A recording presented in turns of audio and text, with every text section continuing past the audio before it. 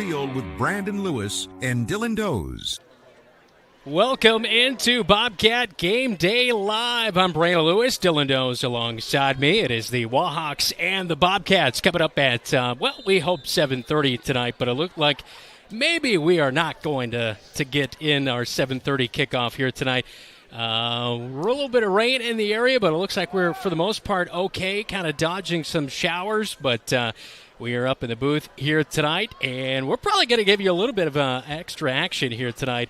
Bonus Bobcats. Bonus Bobcat time. I think that's what Ken Hughey used to call it, bonus Bobcat time. So anyway, the freshmen are competing, and how about that? A little sack action here in the third quarter as the Bobcats in the freshman game trailing 35-6 right now. We got the varsity contest coming up after this freshman game here tonight. You know, as we kind of get ready for this one, past 2 years have gone the way of the Wahawks. Last year was a blowout, but it was turnovers. It was a new offense for the Marshalltown Bobcats. I was watching that game from a year ago. Offense doesn't even look remotely similar to what it looked like a year ago against the Wahawks coming into week number 8 here tonight. Well, and you look at Waterloo West is kind of our fourth in a row of a similarly talented team. You've got Kennedy, who Waterloo West just beat.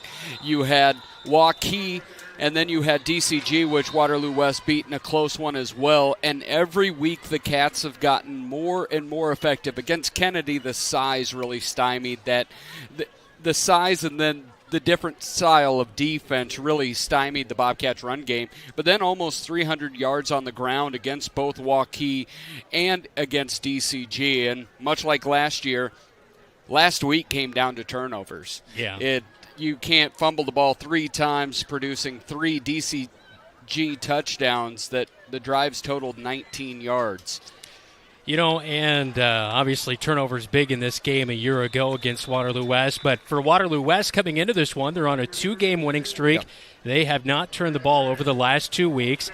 And against very good opponents, they've taken care of business. Obviously, they saw DCG and Kennedy with nice wins there. Yeah, you look at just they match Kennedy's size. Of course, the skill set on the offensive line, everybody, of course, knows Nielsen's name, the 4-star going to Iowa, offers from everyone. He's 6'7", almost 300 pounds, but the guy next to him's 360, 280 at the center position. The small guy's 235 over there on the other tackle. So it's a big team, but they can throw it some. They can pass it some. They've got a really disruptive defense. One name I know we'll be hearing a lot about is Malachi Hickey. He had 3 sacks last week. He's got 10.5 on the years, leads all of 5A, and he was the exclamation point last week with that strip sack to secure the victory. All right, we're going to take a quick timeout, and when we come back, we'll get you play-by-play coverage of the freshman game as they close out week number 8 of their season before they take on Dowling next week. You're watching Bobcat football on KFJB-TV.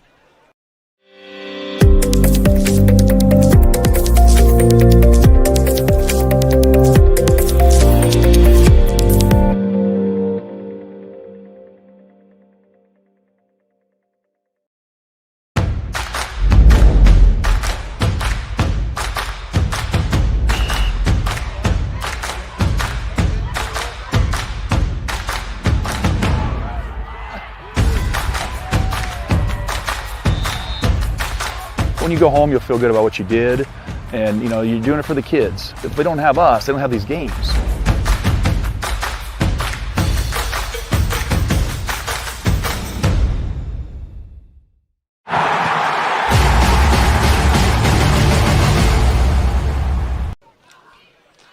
Welcome back to Waterloo West High School. Brandon Lewis, Dylan Doze alongside me here tonight. Wahawks hosting your Marshalltown Bobcats, but freshman bonus coverage here tonight as current score in the freshman game 35-6. Bobcats are trailing Waterloo West with 4:15 in the third quarter. As well, we've seen the freshmen a few times this year. Obviously, they've had some really stiff competition. They beat Mason City in a close game at the end. They made a comeback against Waterloo West, tried to get the job done, but you know, this is a freshman team trying to compete out there with some good athletes in this class, although albeit a smaller class. And also a couple of things. If you're going to run veer option, if you're going to run an academy offense, you need to teach that at every single level. So as much of a learning curve it's been over the last 2 years with the varsity squad, it's been even more so. You go 7th, 8th grade, 9th grade. These is offense they have not really played before. So you just, in an offense that is all about reads, repetition, and just going over and over, that's really the big thing. I think it's just the amount that they have to learn.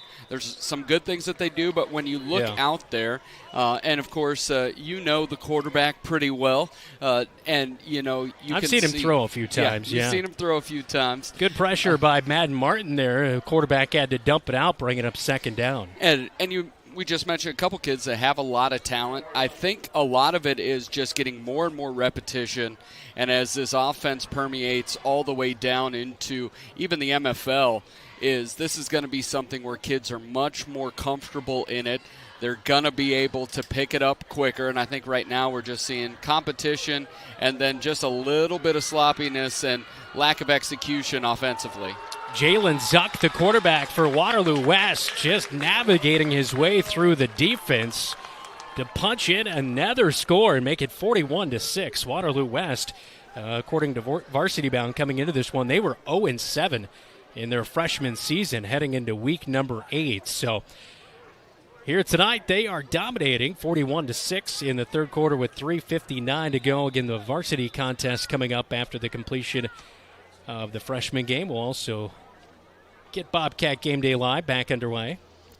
Get it up and rolling here. But, yeah, this is just, it's one of those, it's kind of a steamy, humid night here in the fall. Yeah. Then you're looking over here. We've jokingly asked what a Wahawk is full-time, and pretty soon a Wahawk will be a thing of the past. They just, Waterloo United, new high school, just unveiled their new logo and name. I thought they knocked it out of the park. I think it's unique to the state. Not a lot of that black and gold going on, and just the way that they did it, I thought they did a tremendous job. Wahawks will kick it back off to the Bobcats as they'll send the offense back out there. They had a scoring drive, their first one of the game there to begin the third quarter, so good to see them finally get up on the scoreboard here tonight in the freshman game. Yeah, it's one of those that the score's out of hand, but doesn't mean that big moments are out of hand, doesn't mean that good drives, good opportunities for these young men are there, because we've seen, there's going to be one or two of these kids that play important minutes at the varsity level next year. We've just seen that routinely from sophomores coming up. Yeah. Jameis Piscatelli is back to return for the Bobcats, as well as Madden Martin, as they stand at the 20-yard line.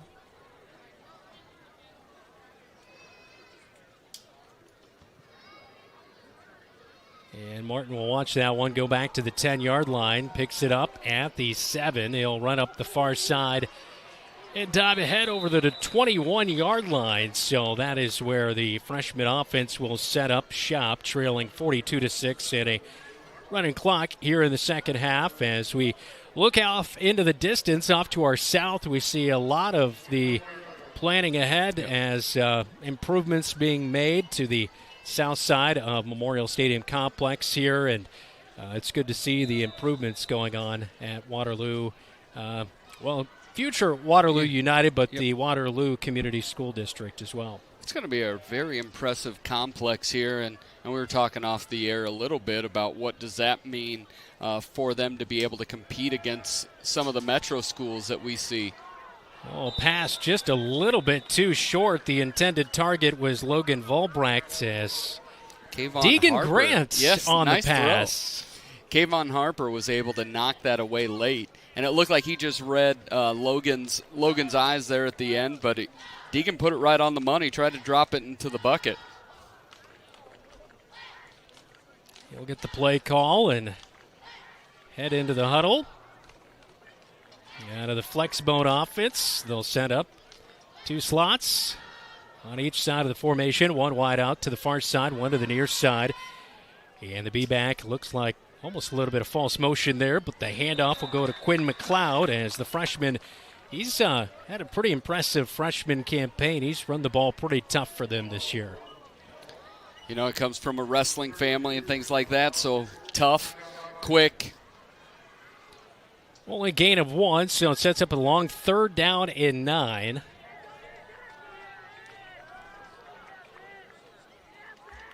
We'll break the huddle with a wide receiver to the near side. Jameis Piscatelli, one to the far side.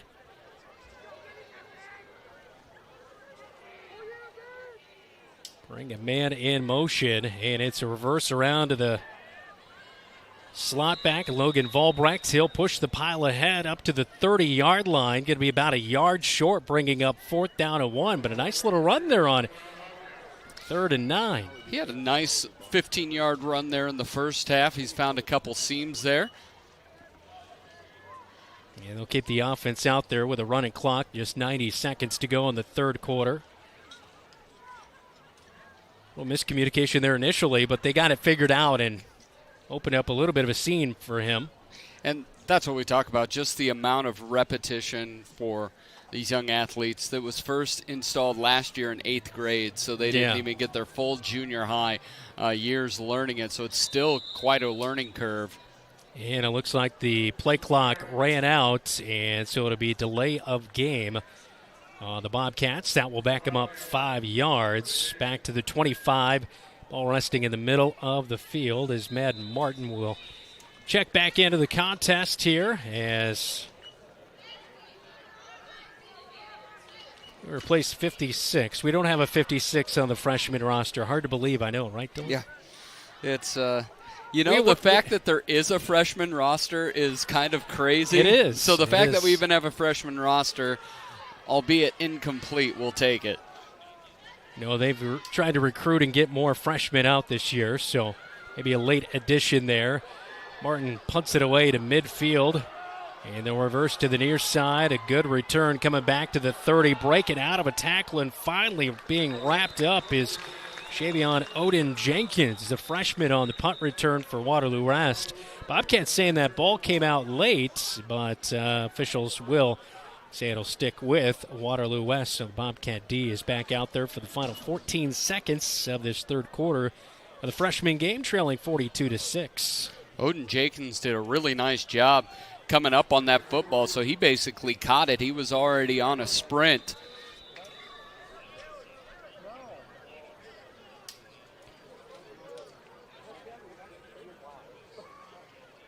I'll have to redo the turf, too, here at Memorial Stadium with the new school district. They're going to let the time run out. We'll take a time out with them. We'll head to the 4th quarter in the freshman game when we come back. It's 42-6. Wahawks lead the Bobcats on KFJB-TV.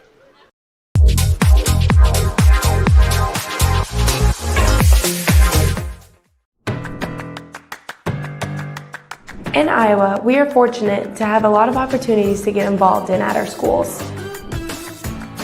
Athletics and activities have so many positive effects. From learning how to build relationships and healthy lifestyles, and gain self-esteem and confidence. Make participation a priority. You and your school will benefit.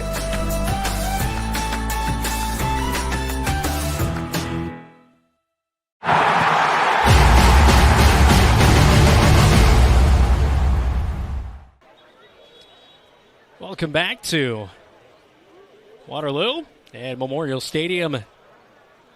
And this is the Cedar, I went to school, you and I. We call this kind of the Cedarloo area right here, kind of right on that fringe between Waterloo and Cedar Falls. Favorite spot to eat in Waterloo, Cedar Falls? Oh, mine is because you worked up here for what, 2 years? A little over 2 years, yeah. So a lot of fond memories. It depends. If I'm in Cedar Falls, it's George's Local. If I'm in Waterloo, it is Big Head.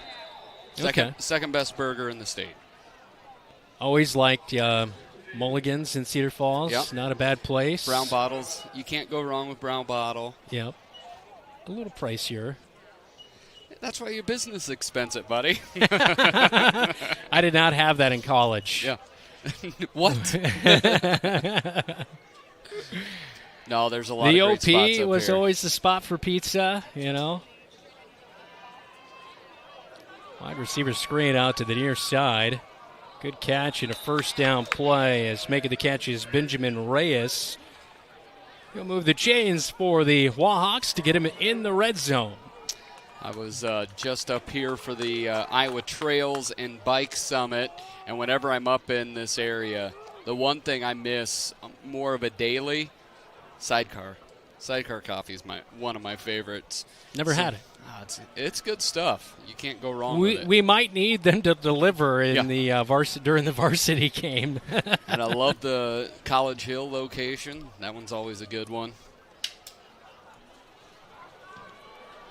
Counter play, near side touchdown. That's a good solid run by Kenyon Young.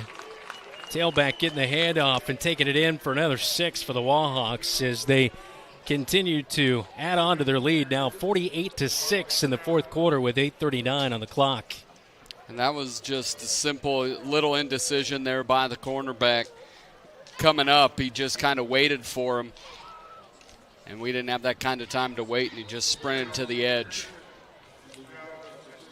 There you see the indecision there by number 5. Touchdown, Wahawks.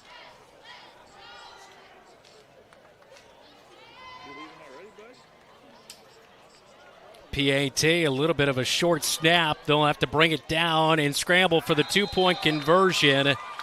And it will be good for Waterloo West. Jalen Zuck, the holder, ends up running it in on a broken play.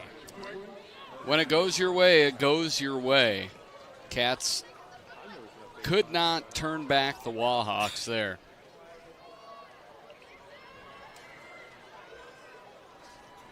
There you see it there. And that was a fake on, seemed to be maybe a fake on purpose. He caught it cleanly. The kicker kind of stutter stepped, so I wasn't sure what was going on there.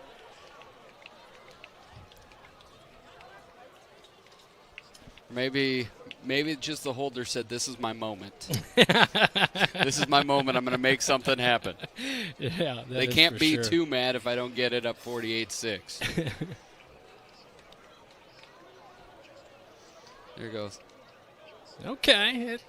Maybe he just decided at the time and point that, I better just, it's time to shine, like you said. There was some good pressure by the Cats there, but. Yeah. Martin and Piscatelli back to return the kickoff again here for the Bobcats. If I was your placeholder, I would have done the same thing. Were you a big fan of the movie The Replacements? Oh, that is. I'm going to be honest. There are 2 scenes in that I will never rewatch that movie again. That bother me so immensely. Anyway, he can't make the field goal or he gets his business taken away or something, right? And they pull the ball and run it. Exactly. That's what you basically would do to me. Yes. Well, the return gets it up to the 31-yard line with the Bobcats trailing 50-6 and the running clock. We're approaching 8 minutes to go in this freshman game. We'll stick it right here with this offensive drive for the Bobcats, and then we'll continue with Bobcat Game Day Live coming up in just a little bit, but you're locked into bonus coverage of the freshman game. Yes. Grant will be under center, and he'll hand it off right up the middle to McLeod. And he's met at the line of scrimmage, no gain, bringing up 2nd down and 10. The one scene that gets me in replacements is there's a big they get the ball back on a kickoff and then immediately call a timeout to stop the clock. And I have never forgiven that movie for that moment. Well, maybe with the replacements, they did have a running clock. I'm not sure. That's right. Fake the handoff. Deacon Grant will roll out, pass into the flat to McLeod. It's caught up to the 39-yard line. And that's going to bring up a short 3rd down situation here. 3rd down and 2. So good little rollout right there and hit the running back in the flat. And he had to throw it up over the defender, so a nice throw there.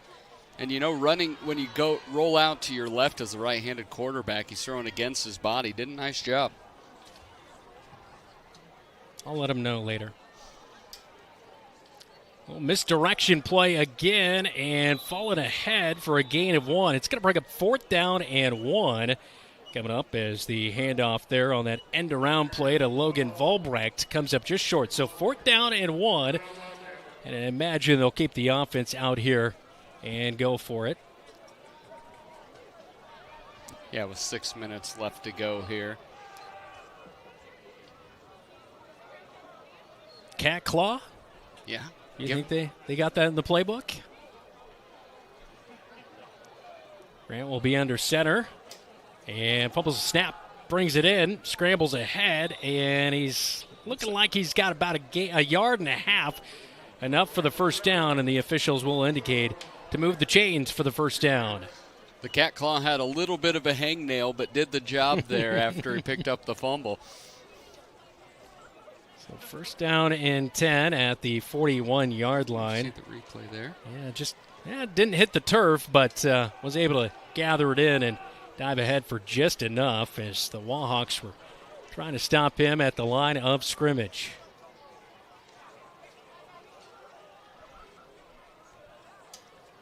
Bring the end around, fake the pitch, roll out near side, looking downfield on a dive, but in and out of the hands of Christopher Garcia. Boy, pretty good pass right there. Garcia looks to be down on the turf. Hopefully he is all right, but going for that play as the clock will stop. And we'll probably try to get a look at that replay there, but not too bad of a pass right there with two-man coverage. Fit it right in the tight spot. And that's one thing that Deegan does have a pretty good arm on him, so when he's going to have limited opportunities, he tends to make the best out of them. Yeah, throwing on the run. I like that pass. That's good. Put it right. We worked on that a few times in the backyard.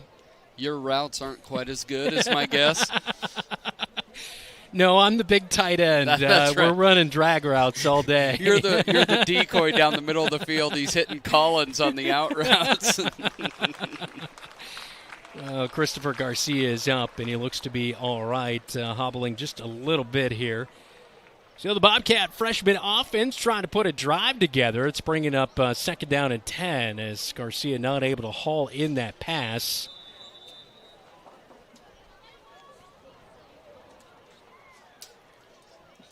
Going to wind the clock here. And we'll stick here for another play or two, and then we'll continue with Bobcat Game Day Live coming up in just a moment. We'll get a preview of East and West Marshall as well as our player highlights here tonight between the Wahawks and the Bobcats. McLeod will get the handoff, puts a stiff arm out. Nice run. He's going to put a shoulder down, a first down run for Quinn McLeod. As we take under 5 minutes to go in the freshman game. 50-6 is the score. That will conclude our bonus coverage of the freshman game as they'll fight this one out till the end. But we'll get you ready for a varsity matchup coming up in a little bit. This is Bobcat Athletics. You're watching KFJB-TV. The right insurance agent can make all the difference. Assured Partners agents represent multiple insurance companies. They can pick and choose from a larger variety of outstanding insurance options. Assured Partners also handles life and health insurance and Medicare supplement coverage. With access to local, regional, and national insurance companies, Assured Partners will create policies tailored to the coverage you need. For more information, go online to assuredpartners.com/Marshalltown. Power through partnership with Assured Partners in Marshalltown, Toledo, and West Des Moines. Brown's Shoe Fit has a great selection of athletic footwear, including Hoka, Brooks, On Cloud, Birkenstock, and Taos. Brown's Shoe Fit can find the right shoe for every occasion for both men and women, including dress shoes, casual shoes, work boots, and more. They carry multiple sizes and widths to ensure the best fit for you. Their expert-friendly staff will take the time to give you the service you deserve. Brown's Shoe Fit, downtown Marshalltown, with you every step of the way.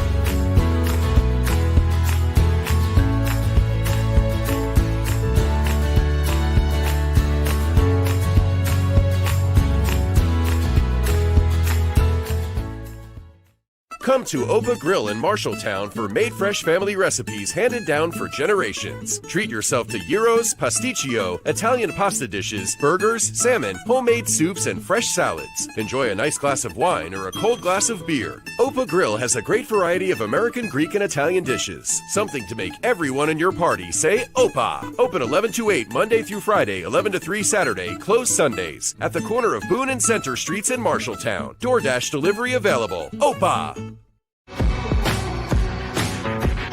Bobcat Game Day Live. Back in on Bobcat Game Day Live. Now time for our preview of East Marshall with a big game on the line here tonight. All brought to you by Sheer Envy and Gilman. If you're looking for a hometown salon that does it all from haircuts to color, nails, and more, Sheer Envy and Gilman has you covered. Final regular season game for East Marshall tonight. A lot on the line, Dylan. Yeah, last week Wapsie Valley did not go the way they would like. They were blown out 34-7, but tonight still is win and you're in. It would be the 5th win for the Mustangs. Now they play North Cedar. North Cedar has struggled all year long. They're 0-7. I don't know how much of a fight they will put up against East Marshall, but just to put it into perspective, if they get win number 5 tonight, most wins since 2017, if they win tonight, first playoff bid since 1992. 1992, just to tell you how long ago that is. Bill Clinton was elected in his first term in office. Aladdin was on the big screen. Ooh, great Whitney movie. Houston had her number 1 hit, I Will Always Love You, and the Mall of America opened. Wow. And that was the last time you East were Marshall 10? 11. I was Okay. 11. All right. Turned 11 in 92. Late 92. But, yeah, tonight I know there's a lot of alums, me included, and a lot of parents, players out there that wish the Mustangs good luck here tonight as they go for their first playoff bid since 1992. That is our East Marshall preview, all brought to you by Sheer Envy and Gilman. West Marshall blew out I-35 last week as they will get in action tonight. We'll talk about that game coming up. This is Bobcat Football. You're watching KFJB-TV. Ready for a new look? At Sheer Envy and Gilman, you'll find everything you need to feel your best. From women's, men's, and children's haircuts to hair coloring, perms, facial waxing, spray tanning, manicures, and pedicures. Sheer Envy does it all. Whether it's a quick trim, a bold new style, or a little pampering, Jen has you covered. Call today to book your appointment at 641-498-2426. Sheer Envy and Gilman, because confidence starts with great style. Fall is officially delicious at your Marshalltown Dairy Queens. Try the all-new Maple Cookie Shake, sweet, creamy, or dive into the ultimate duo, the Oreo Reese's Blizzard Treat. 2 icons, 1 cup, pure magic. Craving pumpkin spice everything? The Pumpkin Pie Blizzard Treat is back, loaded with real pumpkin pie pieces and topped with whipped cream and nutmeg. Or keep the summer vibes going with the Choco Dip Strawberry Blizzard Treat, a vacation in every bite. Hurry in, these fall flavors won't last forever. Happy tastes good at your Marshalltown Dairy Queens. You look forward to retirement as your time to relax. But now that it's here, turns out relaxation is overrated and you'd rather get back to work with an idea of your own. Wells Fargo Advisors can help. For more than 125 years, we've created wealth management and investment strategies aimed at achieving our clients' personal financial goals. When retirement plans change course, turn to Wells Fargo Advisors. Together, we'll go far. Wells Fargo Advisors is located at 14 East South Ridge Road in Marshalltown. Call them at 641-752-5401. They're a member SIPC. Bobcat Athletics on KFJB-TV is powered by State Farm, Tyler Pichong Agency, mtownproud.com, Wayward Social, the place for bowling, games, food, and more. And Wells Fargo Advisors of Marshalltown, helping you pursue your financial goals. Back in on Bobcat Game Day Live, our West Marshall preview, all brought to you by Ethington Heating and Cooling. You mentioned it before the break, but last week, number 9 West Marshall against number 10 Interstate 35, and the storm from West Marshall shut down I-35 going both directions. 43-0, and that one caught me way off guard. Coaches will tell you, well, they'll always give you coach speak. student-athletes tell you the truth. Talking to senior offensive lineman Jacob Dare Sunday, and he was surprised they won 43-0. He said, I thought that we would struggle, but it came down to what Wyatt Brown did. Wyatt Brown almost ran for 200 yards, and the big thing for West Marshall this week is West Central Valley sits at 2-5. This is really more of a tune-up for the 5-2 Trojans to get ready for the playoffs, and the biggest thing for them, they can beat middling teams that struggle with just all Blake Hart. But to win and go to the Unidome, you have got to find more than just Blake Hart and Kenneth Gears. Wyatt Brown has to be special for them. In the 2 games he's gone for 180 yards, once against Ogden, and then last week, they scored almost 100 points, only giving up 6. In the other games, including 2 losses, Wyatt Brown has gone for a total of 180 yards over those 5 games. He's got to be special for West Marshall to have an opportunity to go to the Unidome. That is your West Marshall preview, all brought to you by Ethington Heating and Cooling. We're not comfortable until you are. You're watching Bobcat Game Day live on KFJB-TV.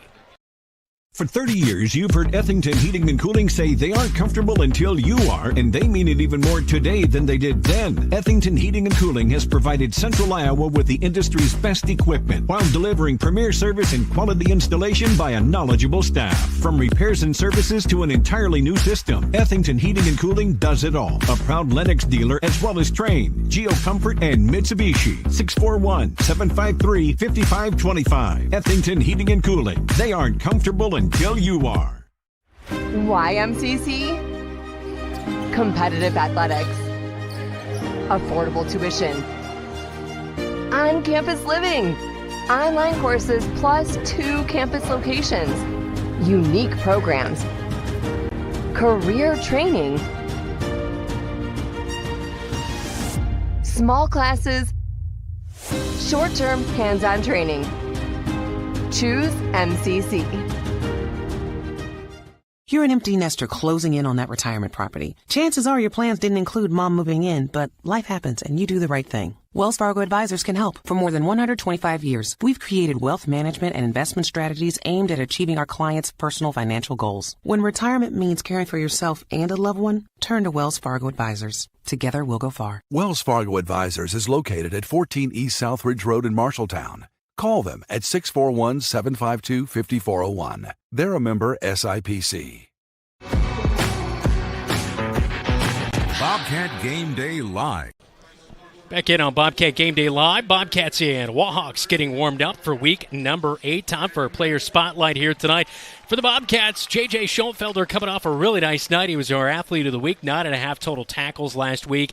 He's coming back from that injury suffered earlier this season against Waterloo East, and he's really rounding into form at that linebacker spot. How impressed have you been with his effort out there? Well, I think it's no accident that last week I thought was the best tackling from the Bobcats, especially in open space, and that was a return to J.J. Schoenfelder.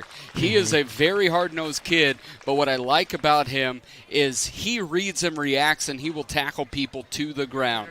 He goes at it, and he's not afraid of anything either, but he was a big reason the Cats controlled the pace of that game outside of those turnovers. They controlled a lot of things, a lot of positive things that you can build upon. Coming up on Bobcat Game Day Live and a Football Friday night, our pregame chat with head coach Adam Goodvin and our Cat Connection. This is Bobcat Football. You're watching KFJB-TV.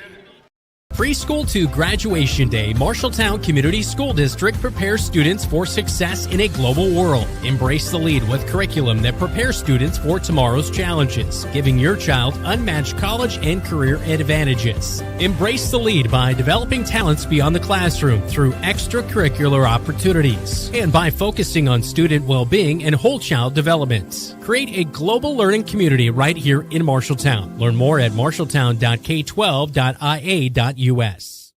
McGregor's Furniture and Mattress is your local furniture store in Marshalltown. With their extensive inventory, you're sure to make a winning selection when you shop McGregor's for your bedroom, living room, and dining room furnishings. McGregor's has the right play for every room in your home. McGregor's Furniture and Mattress is proud to be your locally owned and operated furniture store since 1896 and very proud to support Bobcat athletics again this season. McGregor's Furniture and Mattress, downtown Marshalltown, open 7 days a week.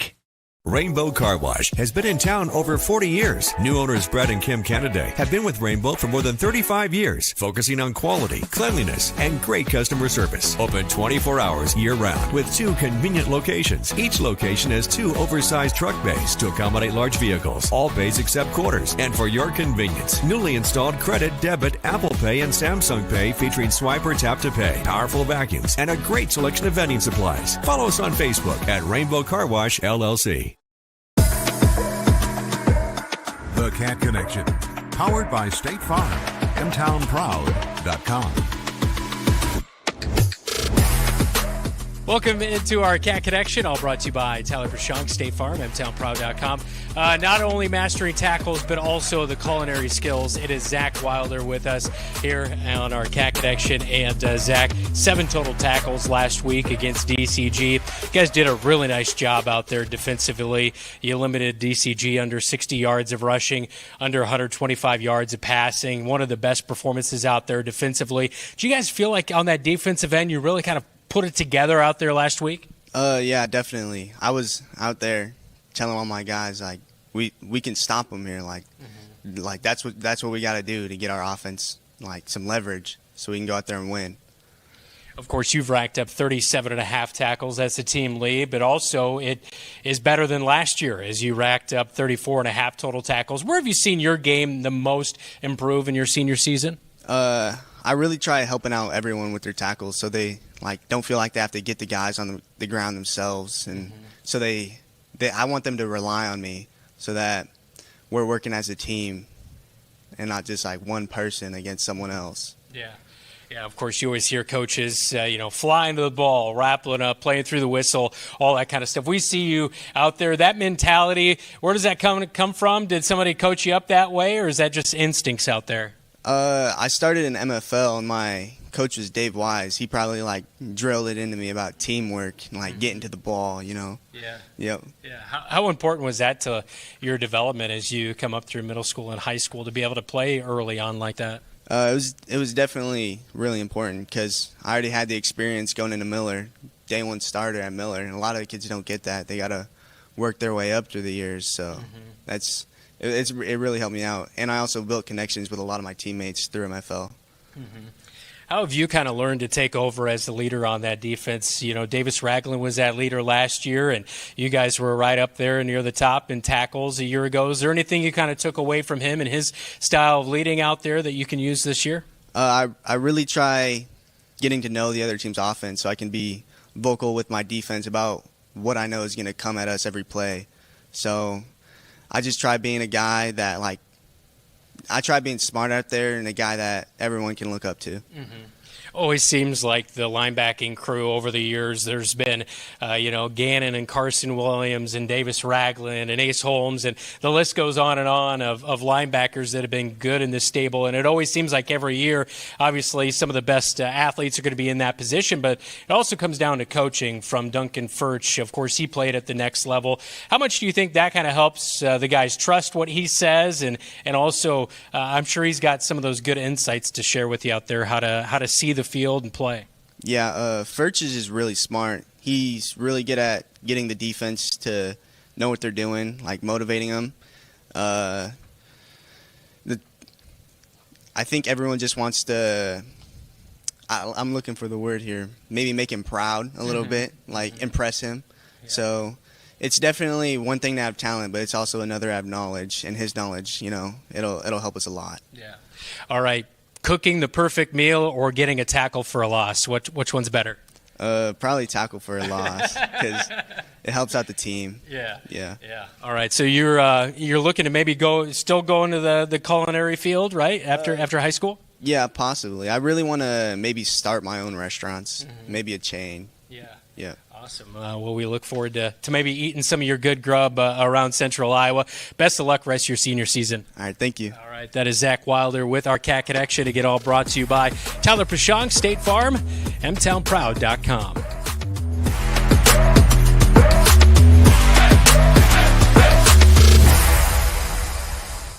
Like any good neighbor, sometimes you move. Here at Tyler Pashong State Farm, we have moved to our new office location at 2110 South Center Street here in Marshalltown. I'm Tyler Pashong. I'm so proud of my team and what we have helped build, but we couldn't have done it without you. We are passionate about what we do and care about the community we serve. I invite you to our new location and see how we can make a positive impact in your life. We'd love to talk to you about what makes you M-Town proud.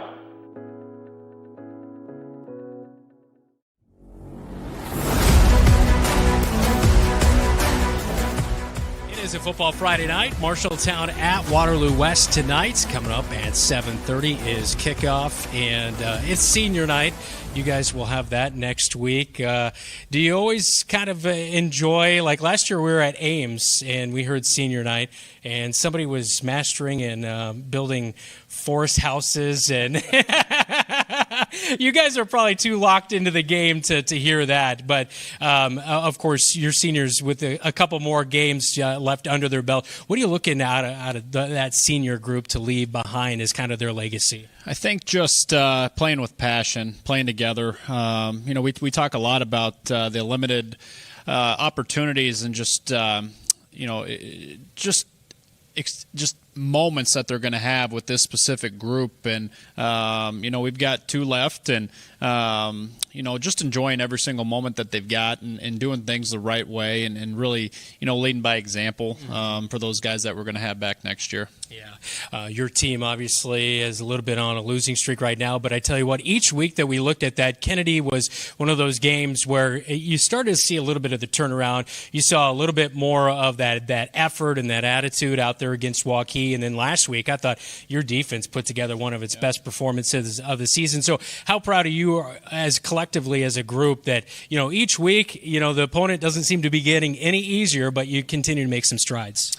It's fun. I think playing the competition that we do is really what it's all about. It sets a standard for what we're trying to shoot for.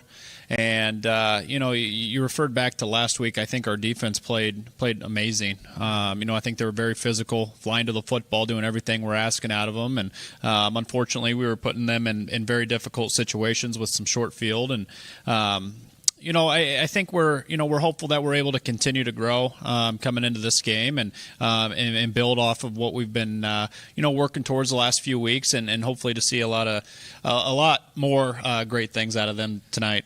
One area that has been a little bit of a struggle is shutting down the ground game. So you let up just under 60 yards on the ground. What do you think was a little bit of the turnaround that led to that better performance up front to be able to, limit their chances? Yeah, I think our kids are playing with a lot more confidence than they were maybe early on. They're trusting what we're doing and the positions that we're putting them in. And, I just think they're becoming more comfortable. We were hopeful that we were in that position earlier than we were, but, better late than never. And then they're getting better. They're feeding off of each other, the energy, and, good things happen when you see that. Yeah. Last year, your team rushed for just over 1,500 yards. With a solid performance here tonight, you're going to get over 2,000 yards on the season so far. So, where does that kind of fit with where you want to be offensively, kind of looking forward to the big picture on the ground? Yeah, the numbers, they're always going to be up there based on just our offense that we do, the nature of that. We're hopeful to get a few more rushing touchdowns or touchdowns in general. I don't care how we get them. That's the big thing and what matters the most, the scoreboard and everything. But, I feel we've got some very talented players. I think they continue to grow every single week, and they're tough, and they're starting to, see the big picture. And I know I talk about that every single week, but, it's kind of crazy just to be able to see that improvement. And, not only physically out there on the field, but, with some of the questions and the mental side of things as well, has been very, very rewarding. Yeah, for sure. And you talk a little bit about the mental side of things. This year we've seen, some games where all three aspects, all four quarters look really good, and then at other times maybe not so much. How much do you focus, whether it's on film or just in practice, on putting that complete game together? I'm sure it's an every week kind of thing for you. Yeah, it's a very difficult thing to try to accomplish. That's something that we discuss as a staff every single week. The theme this year's kind of been, we're a first quarter, first half type team, and second half's been a struggle for whatever reason. And you can put the blame on two-way guys and getting a little fatigued and things like that. But you talk to the kids and they don't feel that. So that's on us then. We've got to really reset the focus and the mental gauge at halftime and make sure our kids are ready to come out in that second half and execute the same way they did in the first half. Last question on kind of last week and building into this week. You started out the game with almost an 8-minute drive last week. You did come up with a field goal to begin the game. What do you think has led to, because you always hear about some teams scripting their first few plays or whatever, but your team has been at almost every single game this year really, really hard to stop on that opening drive. What do you think has kind of led to that early on with maybe the execution or play calling or whatever it may be? For us specifically, we always script the very first play of the game, and that's zone dive. The purpose of that is to see where they align to our trips look, and anyone that plays us knows that they've seen it for almost 2 full years now. But I think the kids just come out ready to go. And I think. That's a challenging thing as well for a coaching staff. Try to level out that energy so you don't use it all up pregame and maybe just that first drive, and then so we want to keep that energy high. But I think for sure the kids come out ready to roll, and like you said, I think every single game this year we've come out and put together a pretty solid first drive, and we want to come away with touchdowns. I know there's a few times where we've turned it over after a 6-7 minute drive, or I'm not going to complain a whole lot about field goals. Those are points, obviously, but proud of them. We just want to sustain that throughout the entire football game. Yeah. Yep, that's when my wife and I watch football. That's what I say. You got to take the points there. You see too many don't take the points, and then it comes back to bite them. You've also had a really nice piece. You've had a mixed bag here this year when it comes to special teams and punters and kickers. But, man, you've still been able to put a crew out there that's gotten the job done with 43 and a 38-yard field goal this year. Yeah, I think a lot of that has to go to credit to Coach Winkler. I mean, he's got those guys working and really understanding the importance of it. I think it's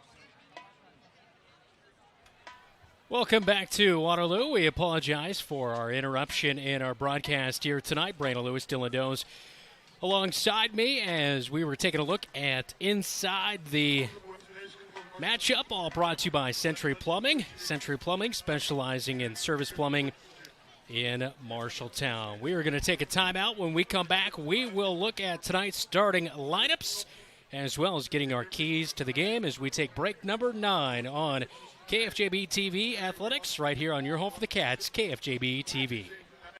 When you need a plumber quickly, try Century Plumbing of Marshalltown. We specialize in service plumbing, not new construction or large remodels, so we get to our customers faster, from clogged drains to water heaters and everything in between. We can help with a guaranteed appointment and quality, efficient service. I'm Sarah, co-owner of Century Plumbing, and I'd love to book your appointment today. Call 641-750-0108. That's 641-750-0108. Bobcat Athletics on KFJB-TV is powered by McGregor's Furniture and Mattress. Quality furniture for every room in your home. Sandvik Enterprises of Marshalltown. Let them deliver for you. Scooters of Marshalltown.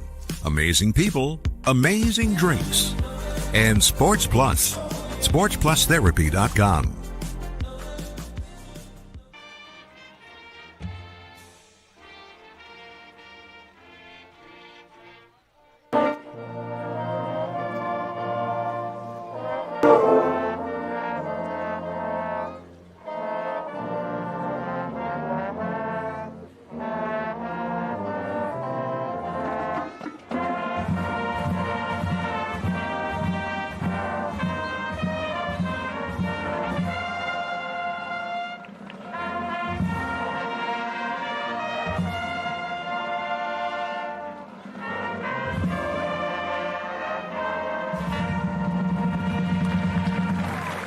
Waterloo West Marching Band with our national anthem for week number 8. Now time for our starting lineups. All brought to you by Sandvik Enterprises in Marshalltown. Let them deliver for you while we deliver you the starting lineup.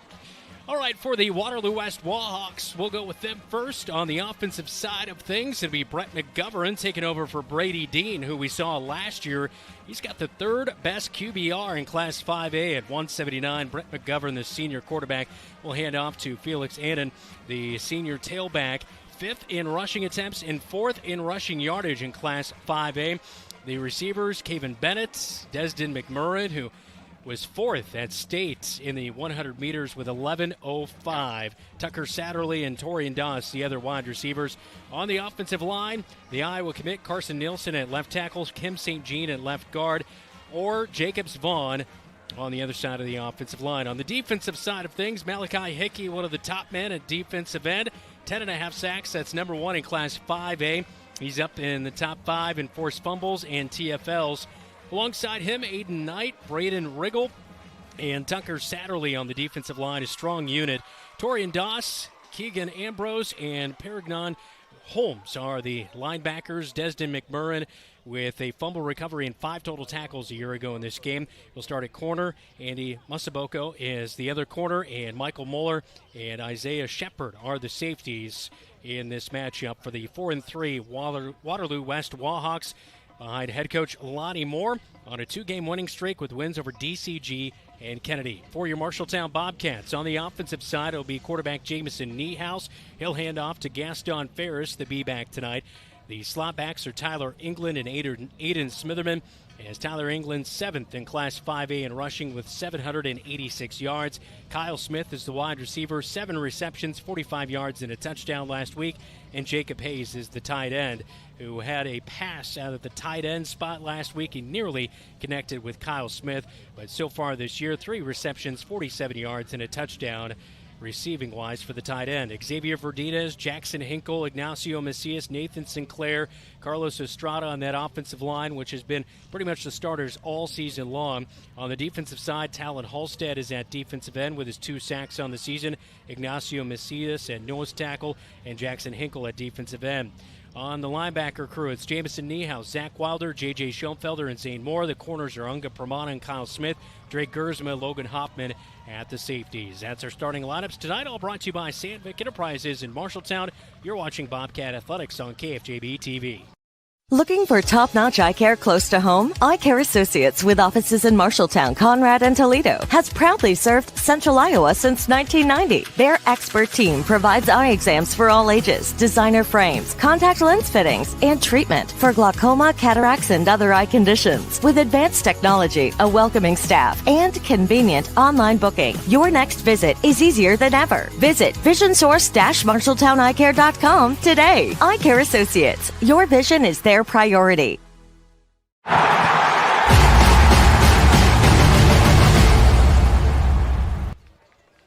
Welcome back to Waterloo West as the Bobcats getting ready to take the field. Now time for our keys to the game here tonight between the Bobcats and the Wahawks. Our keys all presented by First Rate Real Estate, firstrateteam.com. Cats need a +1. And when you think of For what? There's no wedding going on, but they need to be +1 in the turnover. That's where they've really lost in the battle, is they've turned the ball over too much and have not been able to create enough. Tonight, they need to create a couple short fields for themselves and not give up short fields. If they can do that, Cats are going to be in this game. For the Wahawks, it's the three amigos. They are very good offensively. We've already talked about how efficient and effective McGovern is, and a lot of it has to do with the three weapons he has. Torian Doss is quite good. He's able to be a little bit more of that possession receiver. 19 receptions, does have 3 TDs. McMurrin scares me because of that speed. He can go, he can take the top off. He leads them with 35 receptions, 6 touchdowns in the air, and then Felix Annen, almost 900 yards on the ground, a very talented back. So if the Cats got to keep him in front of, last week they gave up less than 200 yards to DCG, didn't allow any big plays on the offensive side of the football. They've got to do something similar here tonight. That is our keys to the game, all presented by First Rate Real Estate, FirstRateTeam.com. Kickoff between the Wahawks and the Bobcats when we come back. Week number 8 on KFJB-TV. Good call tonight, man. You too? You think what I'm thinking? Let's go to Legends for a Bobcat burger. Hi, guys. What are we hungry for today? I think we're going to do 2 Bobcat burgers.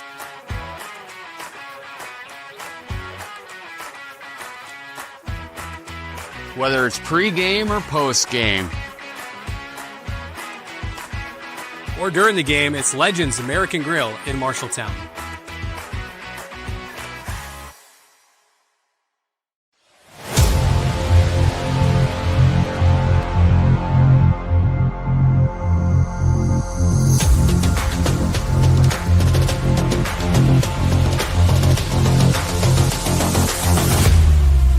Intercepted. It's Niehaus, a sophomore, makes the pick of the 20.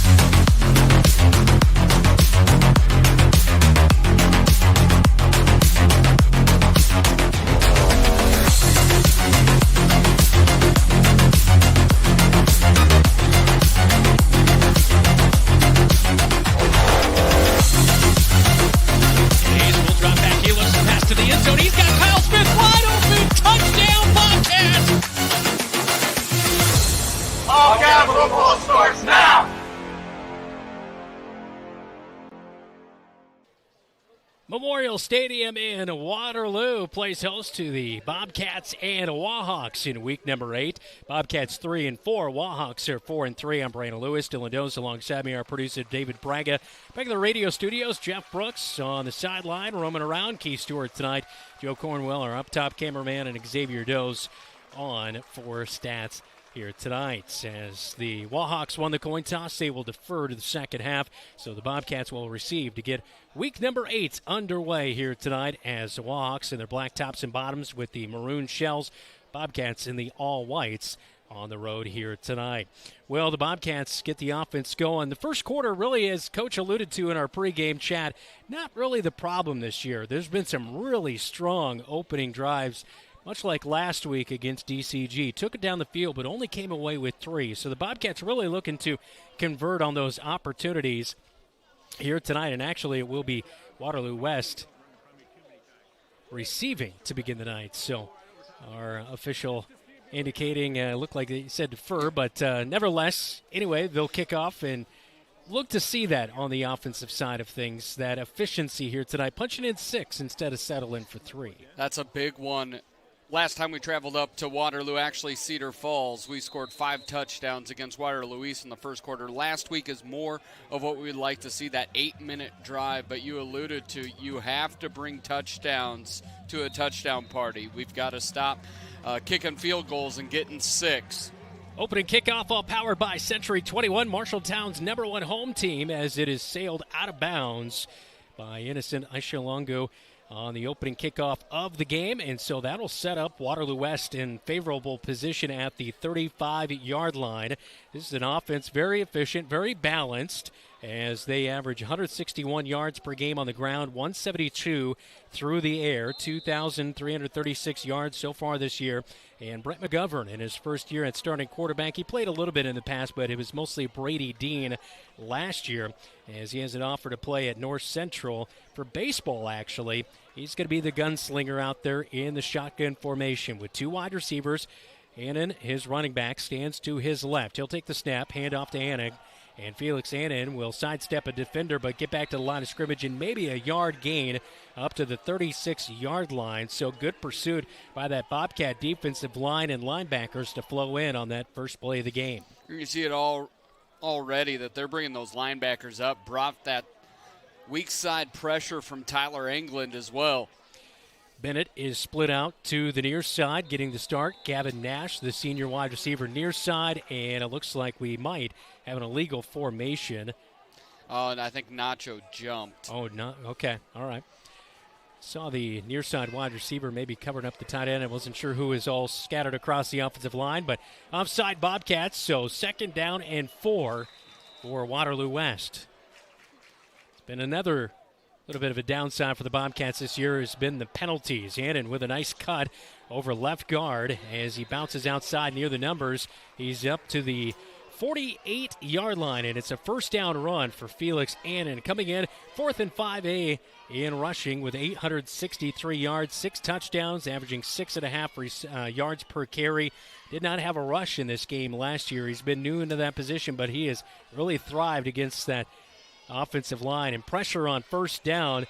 Bobcats get in the backfield as Ignacio Macias is first up off the pile, as well as Zach Wilder to help make the tackle. A loss of 1 on the play for Waterloo West. Bobcats are pinning their ears back and coming right for them, really bringing 7 up in that box, even 8 at a point. This is where you look, if you're Waterloo West, do you go play action? Do you try McMurrin deep? And offside as Talon Halstead will hit one of the offensive linemen on that left side. Actually, the center, Riley Orr, was the man contacted. So Talon Halstead off of his defensive end spot, kind of shooting in towards the middle there. And it's another free 5 yards for Waterloo West as they are now at the Bobcat 48-yard line. And the old adage is you're the one staring right at the football. How do you jump off sides? Annen gets the handoff, goes off a right tackle, and at the hashes he is brought down. And that will be at the 45-yard line in Bobcat territory, setting up 3rd down and 3 as the Wahawks really carrying out their blocks there at the end of that play. Finish the blocks. Cats last week against DCG only allowed 2.6 yards per carry. So far they've been stingy. Biggest plays they've given up are penalties. Short 3rd down, quick pass out to the far side of the field. It's caught up at the 35-yard line and brought down at the 34 as Giles Smith is in there for the tackle, as it's a good reception on the far side of the field. Making the play is Caven Bennett as he'll haul that in. It does move the chains for a first down for Waterloo West now at the Bobcat 35. And the Cats play pretty soft coverage on the outside with their corners. Hand off to Annen. He is met right at the line of scrimmage. Falls ahead for a couple, but Jackson Hinkle with great pressure there. He wraps him up and makes the stick after a 2-yard gain. And a lot of that right there was Jamison Niehaus went right past Vaughn and made Annen cut it back up. And that's what Furch was talking about, is definitely not as big, but those linebackers are fast. They are quick, as you see Niehaus being able to get past Vaughn before he could get out of his stance. Yeah, we had Duncan Furch on Bobcat Live last night as Torian Doss checks in for Waterloo West. 3 wide receivers out of the shotgun on 2nd and 8. High snap, brings it down, does McGovern, hands it off to the tailback, and he'll sprint ahead for a nice 7-8-yard gain, making it 3rd down and we'll say almost 3 yards to go. Long 2.5 for Waterloo West, who's on the far side hash driving to the north end zone. And they went with a simple hitch, pitch and catch out there to the senior Bennett. Last time they were 3rd and short. Gavin Nash, the near side wide receiver, checking with the sideline. Shotgun formation for McGovern. as he surveys the defense with 3 wide receivers. High snap, brings it down, hands it off again, and a huge stick right there. Zach Wilder as well is coming in and making the play. Gaston Ferris, the nose tackle, in there to make the stick to bring up 4th down. This defense looks different. It looks different, and as fast the last 2 weeks, they really have stepped up their game and doing a much, much better job. Those linebackers being incredibly active. Waterloo West will check to the sideline as McGovern will check his wristband. Little bunch formation to the near side. 3 wide receivers. McGovern drops back. 4th down and 4. Rolls out near side. He's going to try to pass it over the middle field. Late, it's broken up in and out of the hands of the intended wide receiver. I believe that was Torian Doss. No, yes it was Torian Doss, the intended target. Incomplete, as Doss came in with 19 receptions, 355 yards, 3 touchdowns this year, as he has offers from the next level to play, including Upper Iowa. But as we take a look at the Tyler Pashong State Farm replay, just in and out of the hands, he had a shot to move the chains right there. Yeah, that was one. It kind of floated a little bit, but he had both mitts on it. Could have come down. Big first down. We do have big news for the Bobcats offense. Aiden Smitherman is sick tonight and will not be playing, so that's a big miss for the Bobcats. But Drake Gersma has really stepped up in that role as Gaston Ferris gets the handoff for the first one of the night for the Bobcat offense after the turnover on downs. He'll pick up 2.5 yards on the far side hash, bringing up 2nd down and 8 as Gaston Ferris this year, 13 rushes for 52 yards. But Drake Gersma, back to him as Aiden Smitherman doesn't get the start. He's been good this year, 16 rushes, 118 yards and a touchdown, 1 reception for 1 yard as Unga Pramana stands in there at slot on the left side. So no Tyler England on this opening drive on the offense as Niehaus surveys the defense. Checks to the sideline, and now will bark out the signals and hands off right up the gun. And Gaston Ferris with a nice burst along the hashes on the far side. Picks up a good 6 yards, bringing up 3rd down and 2. And we've seen this early in the game over about the last month. Gaston Ferris in that first, maybe that second drive, a steady dose of Ferris. Then you may not see him a lot in the backfield the rest of the game, but they like to start with him. Pramana comes in motion on 3rd down and 2. This is cat claw territory for the Bobcats. 4 down lineman for the Wahawks. As Niehaus will now get set. And fakes the handoff to Ferris. Keeps it himself. Late pitch to Unger Pramana. He is tackled. It's a fumble recovery. And Torian Doss has it at the 5. Touchdown. Waterloo West, just like a year ago.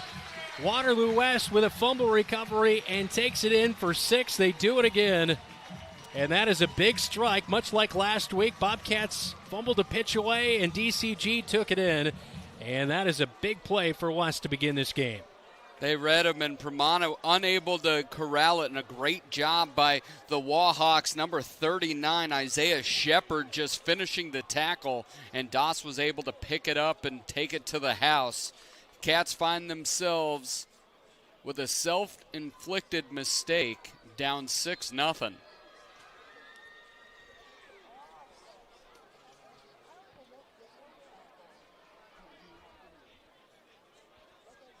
Rizvik is the kicker. He'll come out for the PAT as McGovern will hold, and the PAT is through. Now 22 of 24 for Ashton Rizvik. The PAT, Pramana with the fumble. Torian Doss with the pickup and takes it in for 6. And it's Waterloo West 7-0 on KFJB-TV. At Lennox Employees Credit Union, we take care of you like family. We're all about personal service, going above and beyond for our members. Whether it's home, auto, or other financial services, we're here for you. Take advantage of our always low interest rates or exclusive perks being a member can bring. Unlike others within personal services, at Lennox Employees Credit Union, we're all about that personal service. We find great joy meeting with our members to discuss their financial needs or big dreams. It's easy to become a member. Stop in today. Lennox Employees Credit Union, a family place.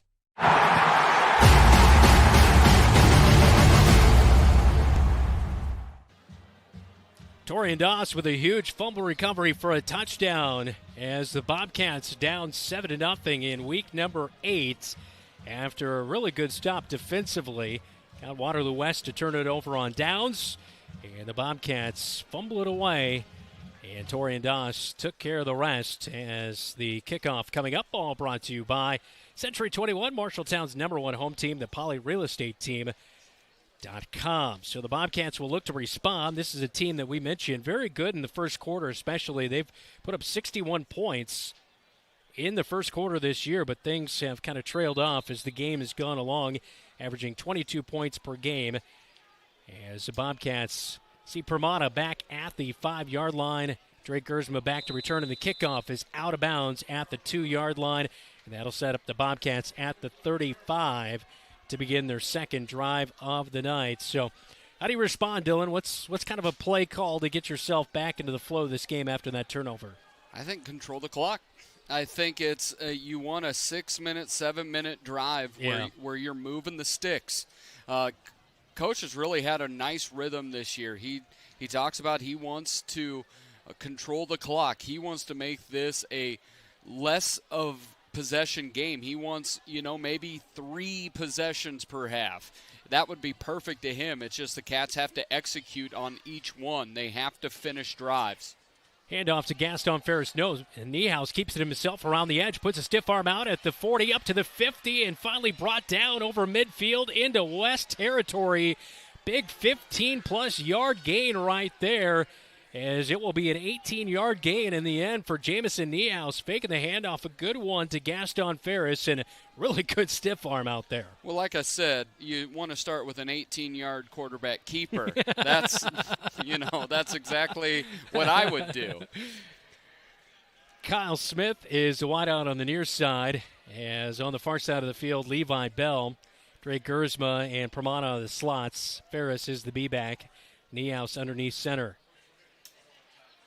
And he'll fake the handoff again to Ferris. Pitches late to Pramada as he kind of was chopping those feet and looking to get ahead, and ends up in the end picking up 4.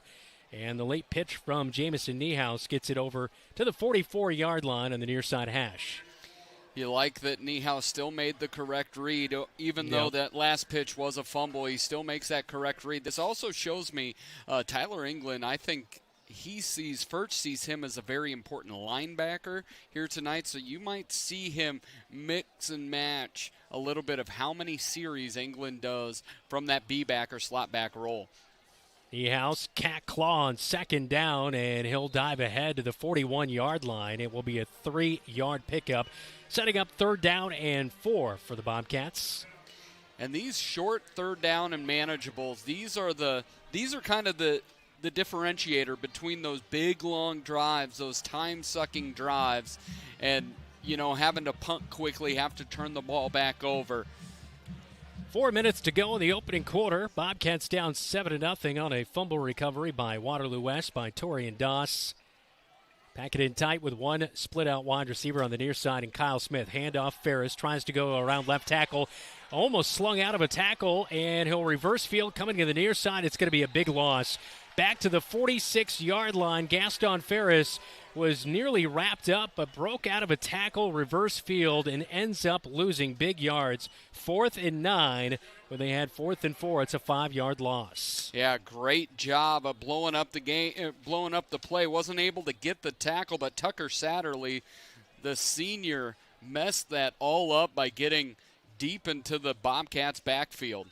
Logan Hoffman will be out to punt for the Bobcats on 4th down and 9. So first 2 drives not going the direction the Bobcats had hoped to get this game started off to, as it will give Waterloo West the ball back. Hoffman with a good clean snap and a good spiraling punt down to the 5-yard line. Checks up. Bobcats, though, don't see it initially, as it looked like Jordan Haynes was going to be down there in position, but he was looking to the near side, and the ball hit on the other side of him, and it rolls into the end zone for a touchback. Nearly a great spot and a checkup down there at the 5-yard line, but ends up rolling into the end zone. So back at the 20 is where it will be for the Wahawks on their second offensive drive of the night. Yeah, Haynes looked like he was reading the punt returner and wasn't aware of where the football was at all. Logan's done a nice job here recently since he took over the punting capabilities. He gets the ball off quickly. Doesn't have quite the leg that Innocent has, but he angles it well. Hand off to Annen, breaks a tackle at the 30, outside the numbers, right in the sideline. Talon Halstead pushes him out at the 40. Annen with a huge run right there on first down as he gets himself nearly a 40-yard run. And that all comes with one missed tackle, and then Pramana crashes in, and Annen just goes right around him up the sideline. Good thing the defensive end, Talon Halstead, was hustling down. 37-yard run. Annen handoff again off the left side of the line. He's up to the 30. It's a first down chain mover, a gain of 13 yards. So ripping off huge runs in response to a turnover on downs on their opening drive, and now they're putting that ground game to attack. And they're running the left side off the left side and not the right side. That is a big side of the line. A late pass as they pulled it out of Annen's hands. And a broken tackle nearly, but a good job by a late tackle. I believe that was Logan Hoffman to bring down the man on the catch, Isaiah Corwin, as he came into this game with 15 receptions, 105 yards, 3 tight ends, a little drag route right over the middle on the backside on a bootleg play for McGovern to move the sticks. And they're going to hurry up the offense with 2 wide receivers and 1 tailback. Annen gets a handoff, and the Bobcats meet him in the backfield on 1st and goal. And he's going to be dropped back to the 12-yard line. And Ignacio Macias getting up off the pile, as well as Zach Wilder, help make the stop. Bobcats have done a nice job to get in on some of those run plays here tonight when he hasn't been able to bounce him outside. And that's what we talked about. Don't allow yourself to get blocked at that linebacker level. You've got to play free. You got to play fast, and so far they've done that. And it looks like is that number 2 out there? It looks like Gavin Nash. It is the wide receiver, Gavin Nash, injured on the play. And 1:43 remaining in our opening quarter of play as he looks to be kind of all right, getting his neck checked out. Let's get a scoreboard update here tonight, all brought to you by Central State Bank. Discover what Central State Bank can do for you. Locations in Ames, State Center, and in West Des Moines. It might be 1992 all over again. East Marshall up 34-0 right before half. West Marshall 17, West Central 7, and that is at half. BCLUW over Postville 27-0 at half. Wapsie Valley up huge at half, 27-0 over number 6 North Lynn. Pistol formation, handoff to Annen. He'll go off of right tackle, tried to juke back inside, but he'll be wrapped up at the 9-yard line. Picks up 4 yards, setting up a long 3rd and goal from the 9-yard line for the Waterloo West Wahawks. So 2 huge carries and then kind of bottled up as they get themselves in the red zone. Well, that's what they did so well against DCG was no big plays. And that's what kept them in the ball game the whole time, is that they kept everything in front of them. Non-run, they were able to keep everything in front of them. Pistol formation with 2 wide receivers. Handoff right up the middle, and another tough stick right there. Gaston Ferris making the tackle as Ignacio Macias helps the running back and Annen up off the turf. But it's 4th down and goal all the way back to the 12-yard line. So huge stick right there. A couple of really nice wrap-up tackles. They've done such a good job, especially just those linebackers, like we've said multiple times, playing free, forcing them to go for 3. This is a huge deal for the Cats. Don't let them end with touchdowns. Force them for 3. The defense has come to play here tonight. Rizvik with a 29-yard field goal attempt on the far side hash. It's working its way back in, and it's good. And it's a 10-0 lead on a 29-yard field goal by Rizvik, as that is not going to be his longest. He's made a long of 33 this year, but it puts Waterloo West up 10-0 with 12 seconds to go in the opening quarter on KFJB-TV. Some say life is like a road trip. Is it a coincidence Scooter's Coffee is a drive-thru? We don't think so.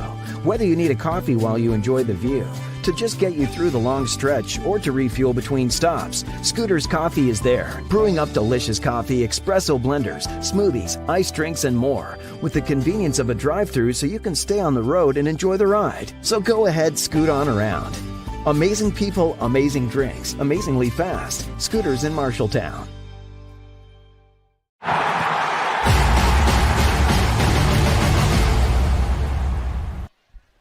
occasion. Risvik with a 29-yard field goal puts Waterloo West up with 12 seconds to go in the opening quarter of play. 10-0. Bobcats will get the ball back. Bobcats tonight a fumble and a punt on their 2 offensive drives in this first quarter of play.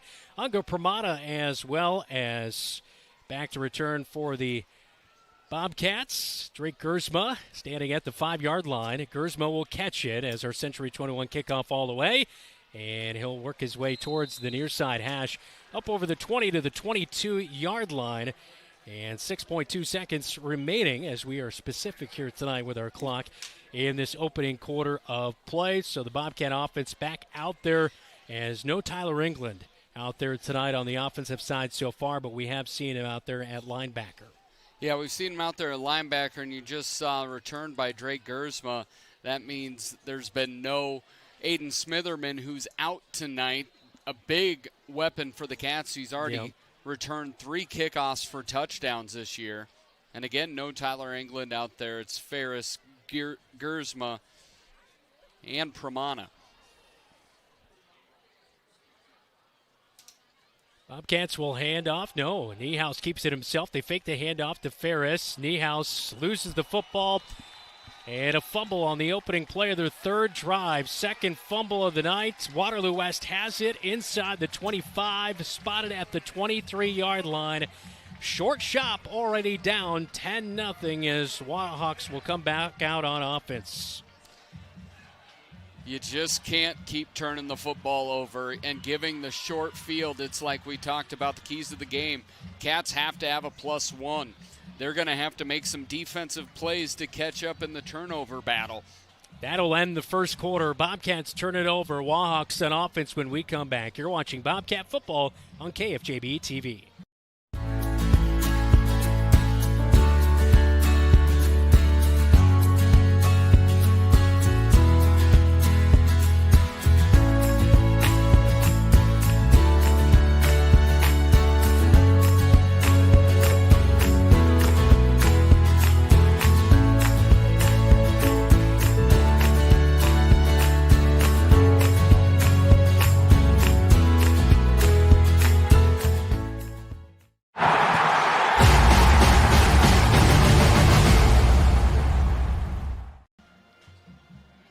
At the end of the first quarter, 10-0 up on the Marshalltown Hy-Vee scoreboard. We take a look at the Tyler Pashong replay as they just stood up Niehaus and Torian Doss. It looked like the man who was able to rip that out, and the fumble recovery coming up with it, Tucker Satterley. So Torian Doss forces a fumble. He had a fumble recovery for a touchdown, and Satterley gives the Wahawk offense a short field. Well, he's another one of those Wahawks, Doss, with those double-digit tackles for loss. He just makes plays. He wasn't able to haul in that pass for the first down earlier, but he's defensively been really good here tonight. Felix Annen will get the handoff and a pitch out of the pistol formation. He's to the 25-yard line in the backfield. A good stop by the defense. A loss of 2 as they were trying to work it to the right side of the offensive line, heading towards the south end zone, already leading 10-0. As so far tonight, the Wahawk offense, a turnover on downs, but then their last drive, they picked up a field goal after the fumble recovery on the Bobcats' offensive side of things, and now with a short porch beginning this drive, but now 2nd down and 12 is coming up for McGovern as he checks his wristband in the play. Bunch formation with trips to the near side, one split out to the far side. That's Gavin Nash. Annen stands to his back. Wide receiver screen near side. It is caught. McMurrin blows past the Bobcat defense as he was able to get out of an arm tackle by Drake Gersma, and it is a 25-yard hookup. Brett McGovern finds his wide receiver with that track speed. 4th in the 100 meters at state this past spring, and he makes his 6th touchdown reception of the season with good downfield blocking. That makes McGovern, that looks really good on his stat sheet. 14 touchdown pass for 25 yards, but that's all number 4. That is just swing it out to him, let him go. Cats, you have to attack. You have to attack, go after him. Gersma tried to let McMurrin come to him, and he ran right past him. The PAT by Risvik is up and good. It is 17-0. Wahawks leading the Bobcats as McMurrin scores his sixth receiving touchdown of the season. 11:09, second quarter. This is Bobcat football on KFJB-TV. Have Van Wyck Wood Builders design and build the storage shed you need.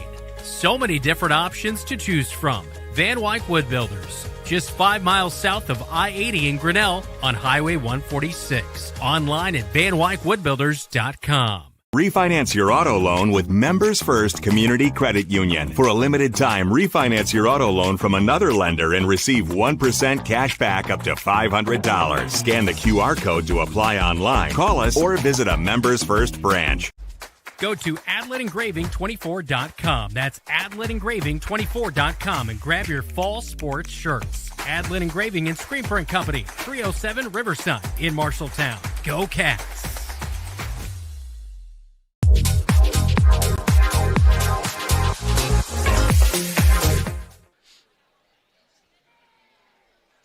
$17 to nothing. Bobcats trailing second quarter, 11:09. Our kickoff away, all presented by the Poly Real Estate Team, Century 21.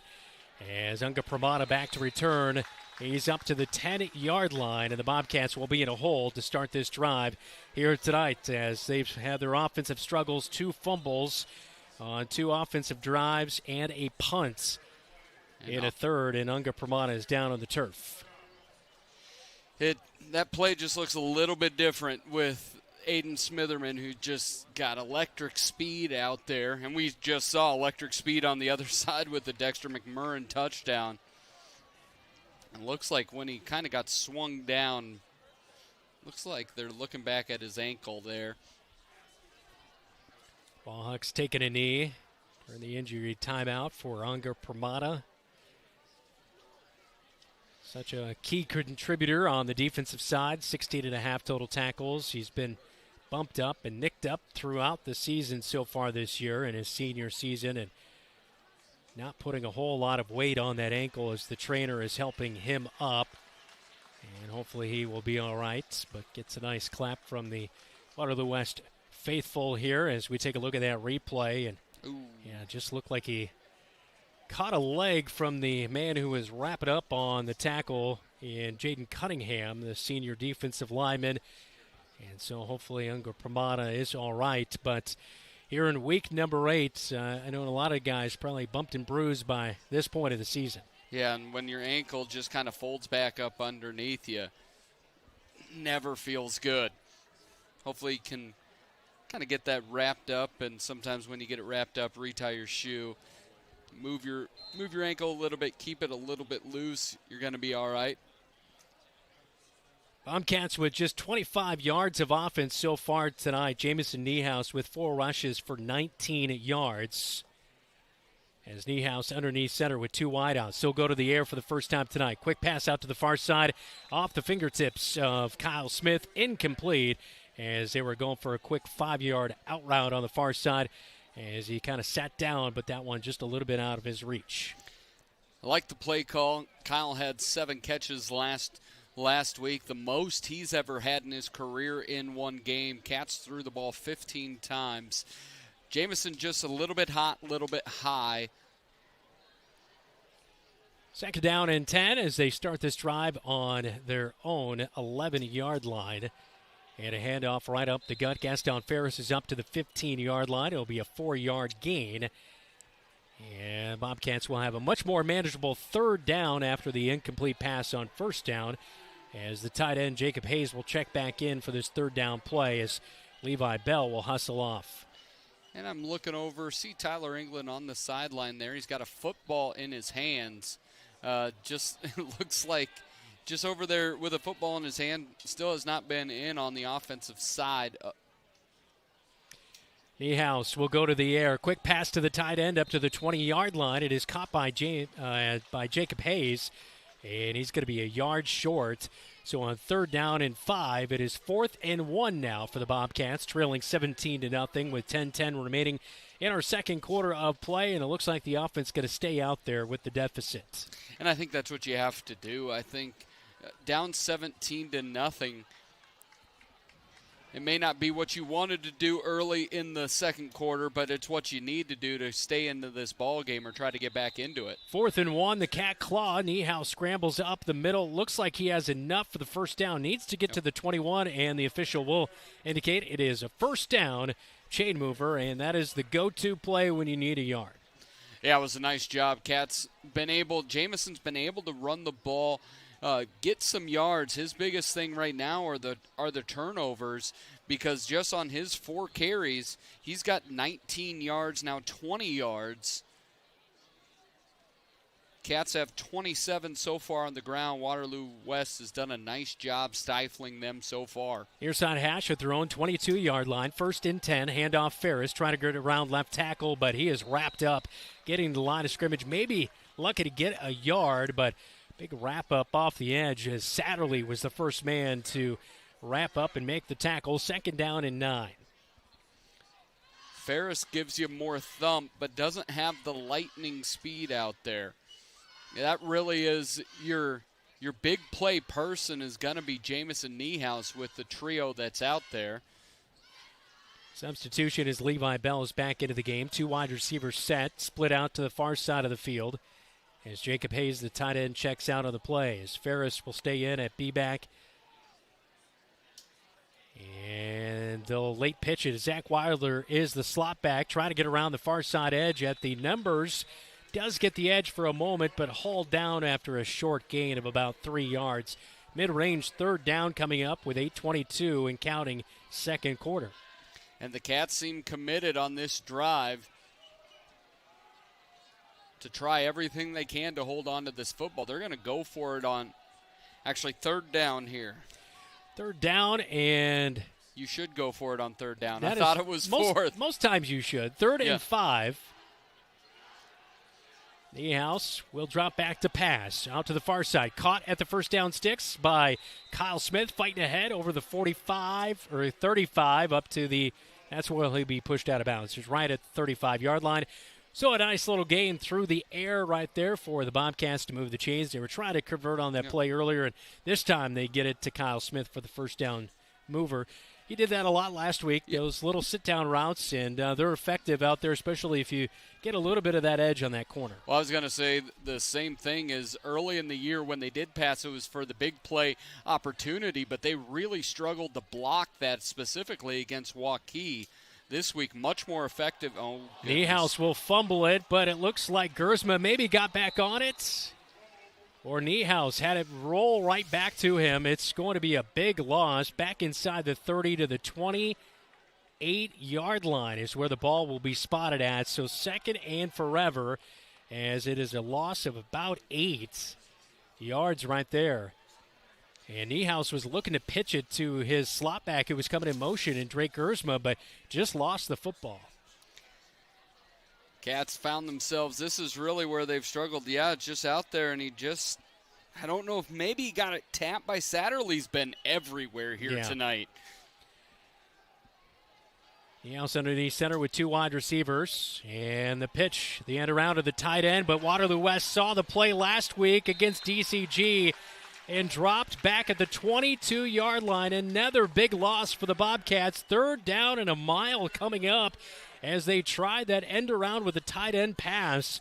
But Waterloo West was reading it all the way. They were staying at home, and they shot in and wrapped him up for the loss as kind of broke out of the tackle, but coming up with a big stop in the backfield, Isaiah Shepard, the linebacker, and the sophomore making the play. 3rd down and 23 coming up, and I believe we're going to have a timeout on the field by head coach Adam Goodvin. Or at least he wanted a conversation with the officials. Just a conversation. So 3rd down coming up, 6:28, second quarter. Bobcats trailing 17-0 up on the Marshalltown Hy-Vee scoreboard. And that's why that initial unforced fumble there really sets you back when you get the Cats behind the sticks. It's really difficult for this offense to catch up to it.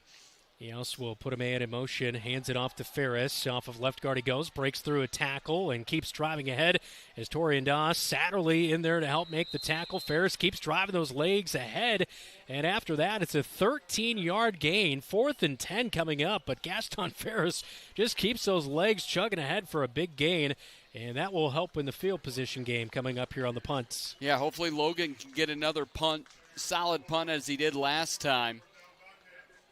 But at least the Cats got it out. They only returned it to the 10. They're at least able to get it out of the shadow of their own end zone. Logan Hoffman will go back to punt. I'm telling you where I'm not punting it. It's number 4. Yeah, Desden McMurrin, he's back to receive on the punts. Averaging 11 yards per return. Torian Doss averaging 13 yards per return, and he does not elect to receive it, and it's going to bounce inside the 15 and out at the 12-yard line. Logan Hoffman with a big boot and a nice roll as Torian Doss decided not to go after that one, and it doesn't pay off. So at the 12-yard line is where the Wahawks will take over with 5:13 to go before halftime, leading 17-0. As a punt returner, not everything's about the big return. You just want to catch the football first and foremost, because by not catching it, he gave up an additional about 18 to 20 yards of field position. And the Cats defensively, outside of the one big 37-yard run by Annen, have been pretty stingy in the 25-yard touchdown pass to McMurrin. 1st and 10 at their own 12-yard line for McGovern, as he'll be in kind of an offset pistol formation. Hands off to Annen. No, he pulls it out of his gut. Passes into the tight end, running a little screen. They had it set up to the near side, but in and out of the hands of Isaiah Corwin, who caught a big ball earlier tonight. It will be incomplete, setting up 2nd and 10. You could hear the collective sigh from the crowd, along with he knew more than anyone, putting both hands on top of his helmet. Nice play call with that tight end drag on the near side there, but incomplete. McGovern with the hard count of the Bobcats jump off side for the 3rd time tonight. That'll be a 5 free yards. 2 turnovers and 3 penalties have really been, it's the little things right now. You know, sometimes in these matchups with larger schools, maybe it's just all about being overmatched. But then you get to a level where, yes, you may not have the same amount of talent, but you can stay in it if you're effective and efficient. Right now the Cats are climbing up when it comes to a talent side, but execution is lacking. 2nd and 5. They'll go through the air. Quick pass out to the near side to Kevin Bennett, and a wrap-up tackle after just a gain of a couple of yards. And Zach Wilder, and actually, no, that was Declan Green who comes in on the stop. I know he's been out for a few weeks with a knee injury, but good to see him get back in there on that play and help with the stop, as well as J.J. Schoenfelder was the man to make the contact. Declan was helping J.J. off the turf. 3rd down and 3. McGovern will take the tackle if you're going to give it to him. McGovern checks to the near side with his bench on the play call. 3rd and 3 out of the pistol. Hand off to Annen, goes right up the middle, sidesteps a Bobcat, bursts through a hole, and he might be gone at the 40. Breaks out of a shoestring tackle at the 30, 20. He'll outrace the Bobcats on his way for 6.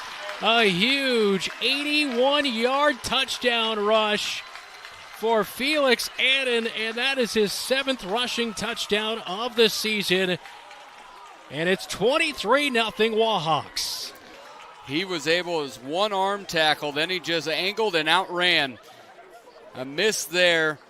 Logan Hoffman not able to catch him, and Drake Gersma couldn't get the angle, and he is gone. You see a little bit of the thump and a lot of the lightning on that 81-yard touchdown run. McGovern will hold for Rizvik. And the PAT is up and good, and it is 24-0. 4:09, 2nd quarter, up on the Marshalltown Hy-Vee scoreboard. Annen doing it himself. His 7th rushing touchdown of the season for the Wahawks on KFJB-TV.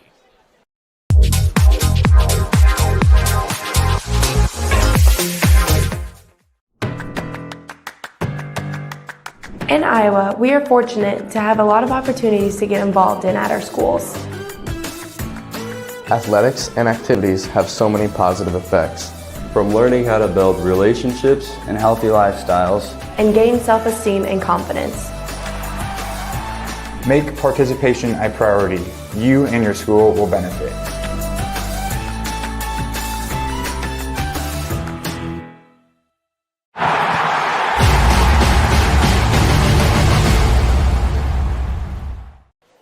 Well, it's the Felix Annen show. 14 carries, 139 yards. He's now over 1,000 yards of rushing on the season for Waterloo West, with his 7th rushing touchdown of the season. Makes it 24-0.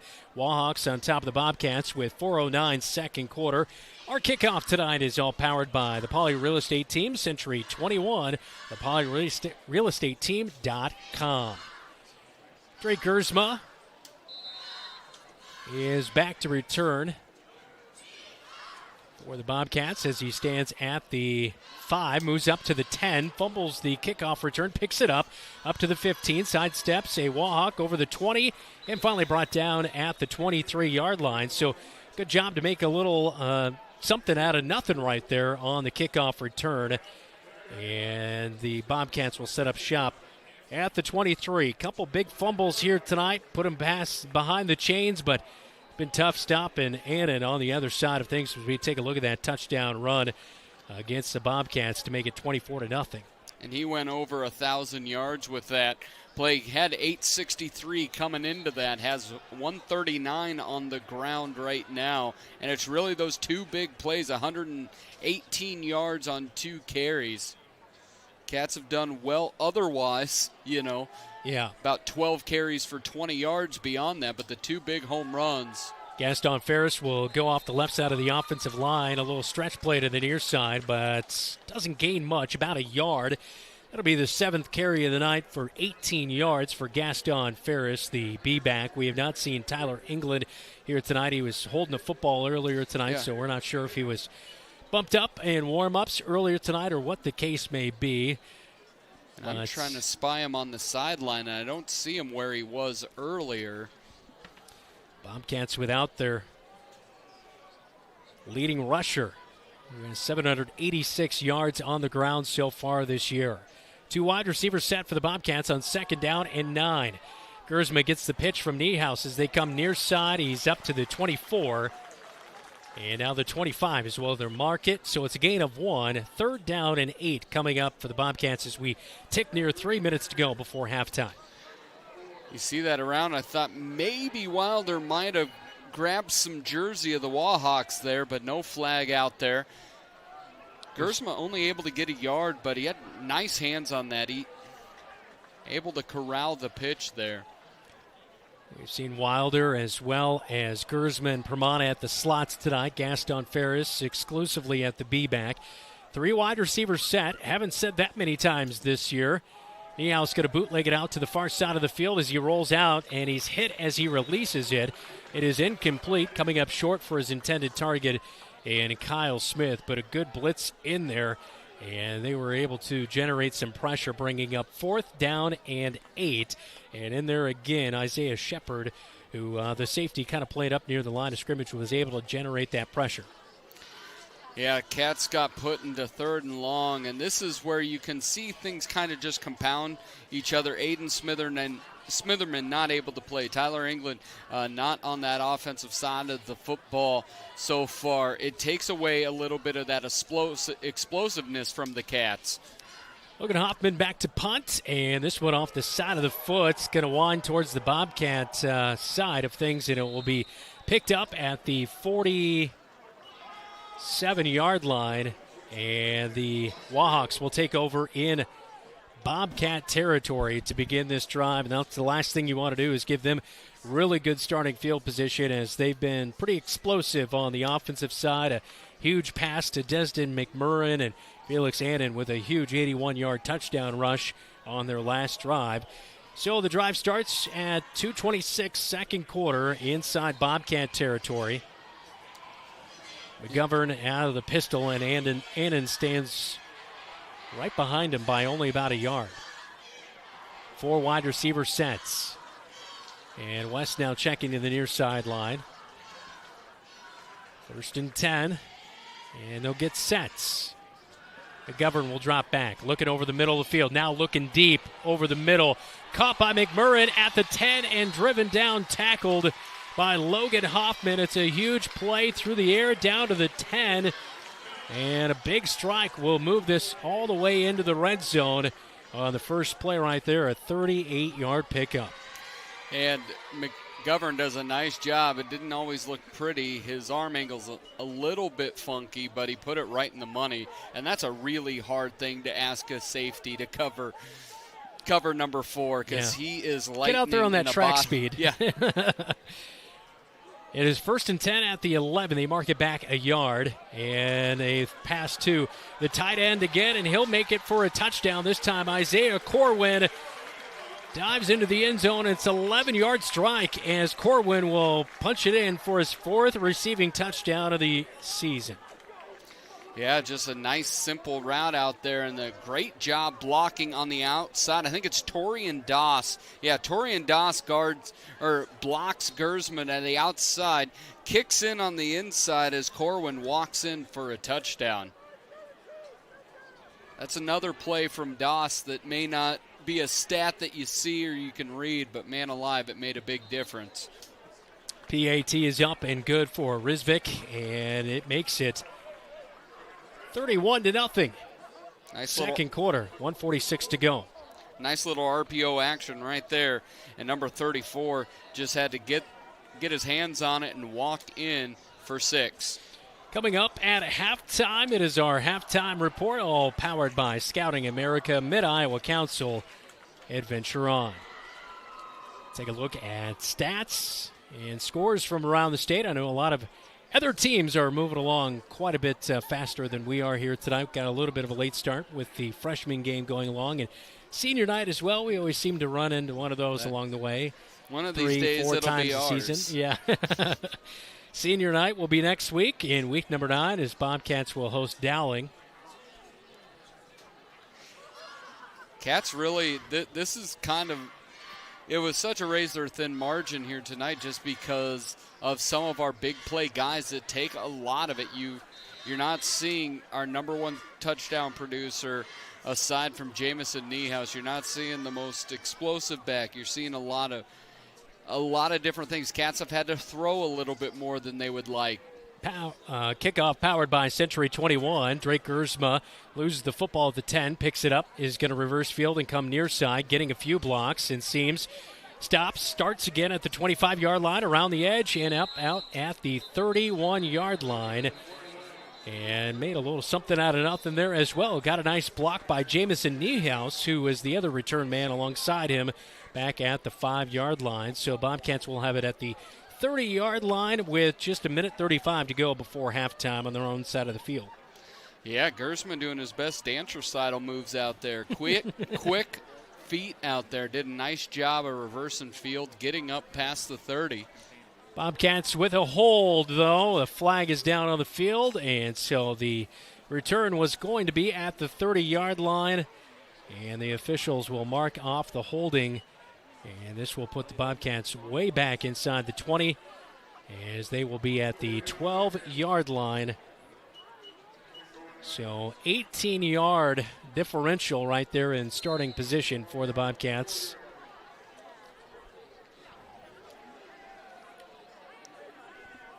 Bobcats will pack it in tight as Kyle Smith is right on the left edge of the offensive line. Gaston Ferris the B-back, and he'll get the handoff right up the middle. He'll go as he'll be driven down by Moeller, the safety who was playing up, but Gaston Ferris put a good hit on him up to the 20-yard line. A nice gain of 8 yards there on first down. He's had a couple of nice bursts early on. Well, they say football is a game of leverage, and Gaston Ferris is built low to the ground, but he packs a punch, and he met. Kudos to the safety for the Wahawks, because that cannot be an easy one to absorb and tackle. Ferris a handoff on 2nd and 2, bounces outside. He's at the 25. He's got the first down. And a good little gain of 4 yards as we are now under a minute to go before halftime. Cats up to 58 yards of total offense, 30 on the ground from Gaston Ferris.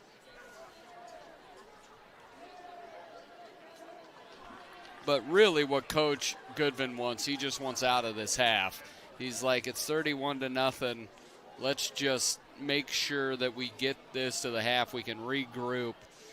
On 1st and 10, Niehaus will keep it as he pulls it out of the belly of Ferris. Puts a couple of stiff arms out. He's over the 35 up to the 39-yard line. It's a first down chain mover for the Bobcat offense. So nice little run, and now you maybe have head coach Adam Goodvin second-guessing here, maybe thinking of pushing the gas pedal right here before the break. See if maybe you can sneak 3 in, because what we do know, the Cats have always been pretty effective in the kick game. They do have a 40-yard-plus field goal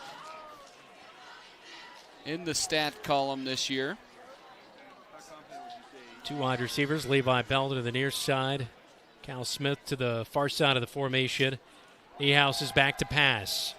And he has pressure, and he's dropped. And it's a big play coming up and making the stop. Malachi Hickey, we talked about him in the pregame. 10.5 tackles, number 1 in Class 5A, and he now has 11.5 tackles as Jamison Niehaus slow to get up after that sack. And it looked like Jamison kind of, as you see, getting blocked to the outside there by Gersma, and Niehaus rolled right into Hickey, and that's the one person out there that you do not want to. 11.5 sacks is a crazy number 8 games into the year. Number 1 in Class 5A, and so Niehaus will check out on this 2nd down and 20. And Jacob Hayes will be the quarterback. A bootleg out to the far side of the field. Breaks out of some pressure. Passes downfield late. But Zach Wilder didn't have his head around. The ball was intended to him, and it was almost picked by McMurrin. And that will end the first half as time will expire. It's incomplete, and the Cats will go to the halftime break down 31-0. It's been all Waterloo West Wahawks here tonight. A big run by Annen and a big catch by Desden McMurrin. And the Wahawks are looking to pick up their 5th victory of the season on a football Friday night on KFJB-TV.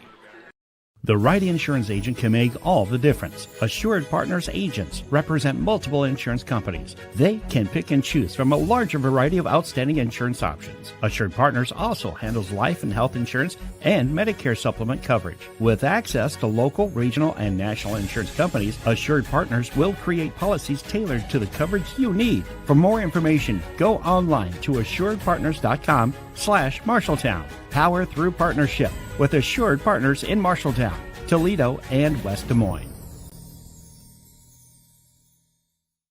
Brown's Shoe Fit has a great selection of athletic footwear, including Hoka, Brooks, On Cloud, Birkenstock, and Taos. Brown's Shoe Fit can find the right shoe for every occasion for both men and women, including dress shoes, casual shoes, work boots, and more. They carry multiple sizes and widths to ensure the best fit for you. Their expert-friendly staff will take the time to give you the service you deserve. Brown's Shoe Fit, downtown Marshalltown, with you every step of the way.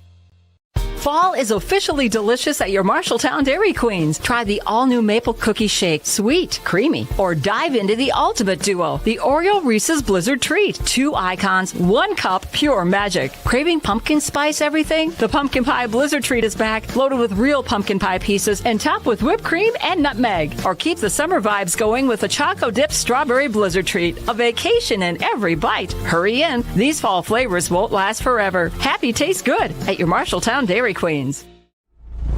The Halftime Report, powered by Scouting America. Adventure on.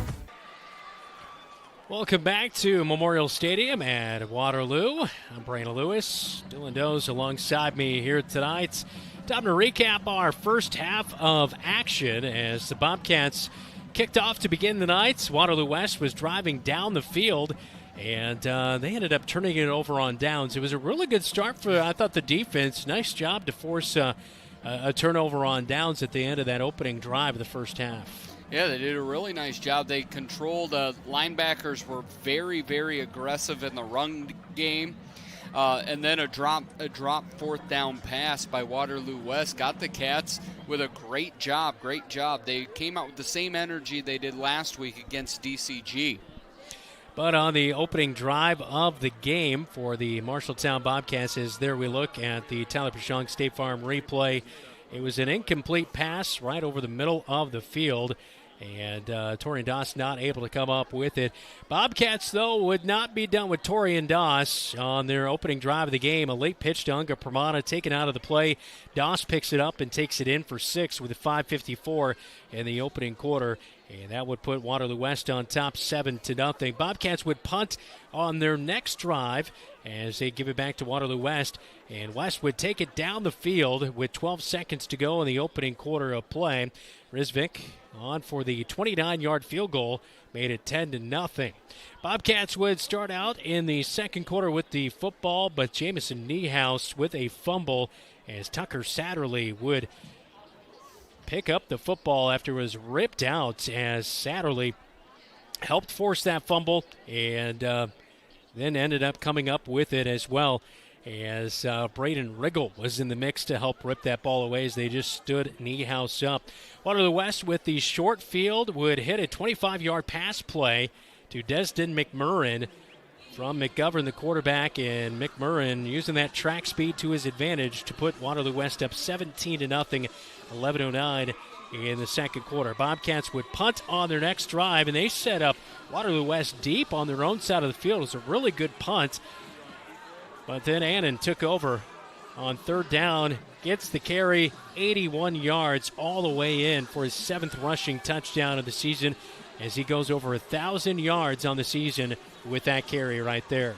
It's one of those that you see that huge 81-yard run, and he's over 130 yards, almost to 140, and it's really been those two runs. Between two different runs, he's at 118. But it's all that it takes. You get an 81-yarder. He's had that home run speed and opportunity to put up Waterloo West big. Bobcats would punt on their next drive, and then an 11-yard touchdown pass by McGovern after this big connection with his wide receiver, Desden McMurrin, set him up at the 11. And on the very next play, Isaiah Corwin, the tight end, just down the flat, got some good blocking downfield, punches it in for his 4th receiving touchdown of the season with just 1:46 to go before halftime. 31-0 at that point, as the first half would come to the end, as the Bobcats weren't able to do anything with the final remaining time. And that's where we stand at the break, 31-0 up on the Marshalltown Hy-Vee scoreboard. When we come back, we'll get a scoreboard update on a football Friday night on KFJB-TV. I didn't really have much growing up, but I did have a mom, and she gave me a strong foundation. She signed me up for Scouts. I quickly fell in love with the outdoors. It showed me how to take responsibility, how to work with other people, and how to become a leader. That made me a better athlete on the field. Scouting made me the man I am today.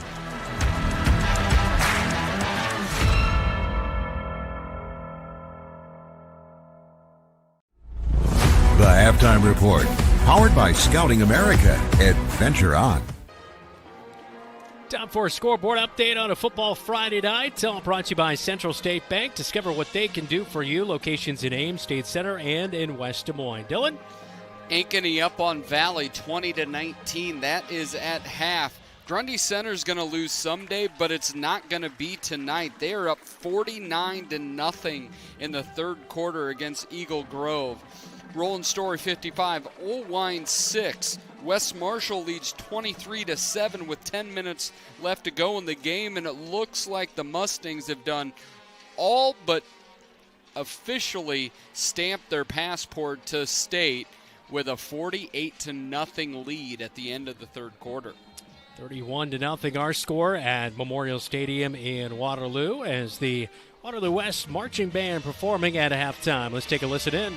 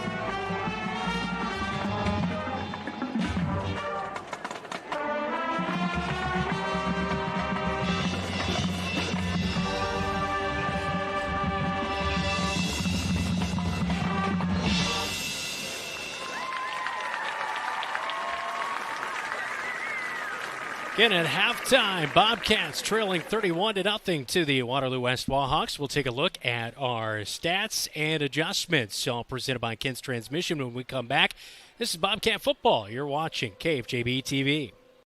Looking for top-notch eye care close to home? Eye Care Associates, with offices in Marshalltown, Conrad, and Toledo, has proudly served Central Iowa since 1990. Their expert team provides eye exams for all ages, designer frames, contact lens fittings, and treatment for glaucoma, cataracts, and other eye conditions. With advanced technology, a welcoming staff, and convenient online booking, your next visit is easier than ever. Visit VisionSource-MarshalltownEyeCare.com today. Eye Care Associates, your vision is their priority. The Halftime Report, powered by Scouting America. Adventure on. Back in on the Halftime Report, powered by Scouting America, Mid-Iowa Council. Adventure on. Time to take a look at our halftime stats and adjustments presented by Ken's Transmission of Marshalltown. Bobcats here tonight with a couple of very costly fumbles, and it seems like the offense just really hasn't got in that flow, and stats kind of reflective of that here in the first half. Yeah, miscues and missing players really seems to be where they're at. So 26 plays, 63 yards. They're just over 2 yards per play. Gaston Ferris on 9 carries. He has 30 yards to lead the Bobcats. Jamison Niehaus, 8 carries, 18 yards. He does have a couple big runs of 18 and 15 yards, but along with a couple fumbles. He's 2 of 4 in the air for 12 yards. One going to Kyle Smith, the other going to Jacob Smith. And then Jacob Hayes was 0 for 1. Niehaus a little bumped up right before the half. We'll have to see if he comes out. Tyler England not playing offense here tonight, has not been on the field since early in the first quarter. And no Aiden Smitherman.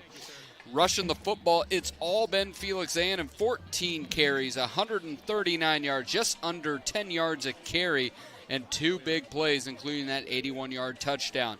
McGovern's been efficient and effective through the air, 5 of 7 for 92 yards. The big pass plays to Desden McMurrin, a 25-yard touchdown and a 38-yard reception as well. And then Isaiah Corwin had the 11-yard touchdown pass as well. That is our halftime stats, and all powered by Ken's Transmission to Marshalltown. All right, so not to hammer the point, but, 3 offside. Yeah. The fumbles recovered for a touchdown. It's becoming kind of a weekly problem, I guess you could say, for the Bobcats. At this point, you're looking to just kind of come out in the second half and compete and put together some solid drives. How do the Bobcats go about that with your adjustments here in the second half? I like a little bit what they did there in the second quarter. I like the quick throws. I think it allows you to mix and match. You don't have to do it every drive, of course, but I like them on first and second down, because one thing that makes Niehaus so effective as a runner is often you have England as well, so eyes are always on number 6. Where are you going? What's he doing? And when Niehaus would keep it, it's like he can be explosive with it. Right now, the explosive play, Ferris has been good between the tackles, but the explosive play has really been focused on Niehaus. And so I think you've got to throw quick outs early. I don't know if we've shown if we can protect well enough to try to take deep shots. I don't know if we've ran the ball effectively enough tonight to kind of draw in the defense. So I think it really comes down to quick outs, move the chains, and keep fighting. Early in that first quarter is a lot of miscues. Second quarter seemed to be as much about missing people as it was about miscues. So just keep fighting. I think you dig in deep, you grab that heart, because your offensive producing stars are not out there tonight. So you can't just automatically, create one, because if we could, we'd have multiples. And where I've noticed it actually the most is in special teams. Without your top returner in the state, and Aiden Smitherman, I mean, it's been a little bit more inconsistency on the special team side of things, and that's been a little bit of the X factor all season long in getting good starting field position here. Well, and I think with some of these more talented schools we played over the last 4 months from larger areas, really where the advantage for the Cats has been is in that special teams. We saw, Logan had a couple really good punts. We've been able to execute in the kicking game as well, and then you have just the most prolific kickoff returner in 5A. And when you don't have that, it just takes your advantage, maybe the key advantage that you have, and it takes it away.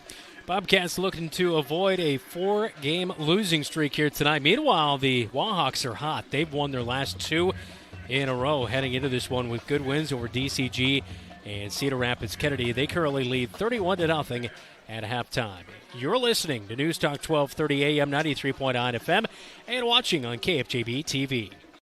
Have you ever seen what it takes to fix a transmission? It takes a lot of patience, a lot of experience, and a whole lot of talent. At Ken's Transmission, they have all the above. Family owned and operated with over 62 years of experience in all areas of transmission, keeping your vehicle shifting smoothly and routine maintenance, repair and replacement, including automatic and manual. For reputable service you can trust, Ken's Transmission. Ken's Transmission at 306 East Ensign Street in Marshalltown is a proud sponsor of the Marshalltown Bobcats. Bobcat Athletics on KFJB-TV is powered by First Rate Real Estate, FirstRateTeam.com. Adland Engraving and Screen Print Company, AdlandEngraving.com. Assured Partners, power through partnership. Your Marshalltown Dairy Queens. And Brown Shoe Fit, with you every step. Week number 8, welcome back to Memorial Stadium in Waterloo. Time to take a look at the Class 5A rankings out of the Radio Iowa poll. As right now, Waukee sits at the top spot, 7-0. Valley's number 2, Dowling's number 3 at 6-1, just like Valley. As hard to believe they're in the top 10. Southeast Polk, for the first time in 4 years, not ranked either number 1 or in the top 10, as they picked up another loss last week. They got boat race too. They don't usually lose in big fashion, but they're the only team to ever win a 5A state title in Iowa's history. And of course, Sioux City East has worked up to number 5. Ankeny's at number 6. Iowa City West 6-1. And Cedar Falls, Johnston, Centennial rounded out the top 10. This Waterloo West team, I think they get a win here tonight, and then next week they take on Waukee. That will really be the test and the true tale of how their postseason does go. But they're kind of one of those fringe teams right there on the top 10. They've got some pieces that you really like, and they've got playmakers. I think as you look at Waukee, I think they've got Northwest tonight. I don't think they're going to touch Northwest. Waukee has some definite talent. Northwest is so good everywhere. The quarterback has thrown for almost 30 touchdowns, I think. And when I look at, that Mac Heitland kid, and he's only a junior, so the Metro can enjoy him for another year. But the one thing that I look at for next week with West and Waukee's quarterback, he'll make mistakes. Yeah, Bennett Baker. Yeah, and he will make mistakes and head-scratching throws, and Waterloo West makes plays on defense. Yeah, they do. They may give up some ball. yards. Yeah, they will. Yeah. They will attack. They will create turnovers.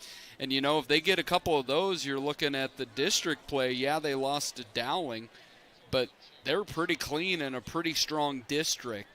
And you would think that would be enough. They're 16 in RPI, I believe, right now, to make it into the playoffs for the second year in a row. That is the 5A rankings. Second half kickoff is coming up next. When we come back, you're watching Bobcat football on KFJB-TV. Good call tonight, man. You too? You think what I'm thinking? Let's go to Legends for a Bobcat burger. Hi, guys. What are we hungry for today? I think we're going to do 2 Bobcat burgers.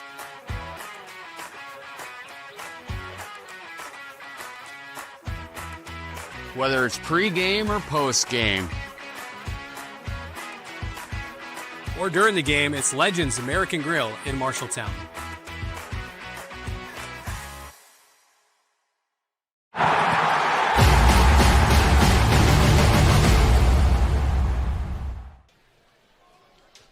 Welcome back to Memorial Stadium. Brandon Lewis, Dylan Does alongside me. Keith Stewart roaming the sideline. Joe Cornwell on our up-top cam.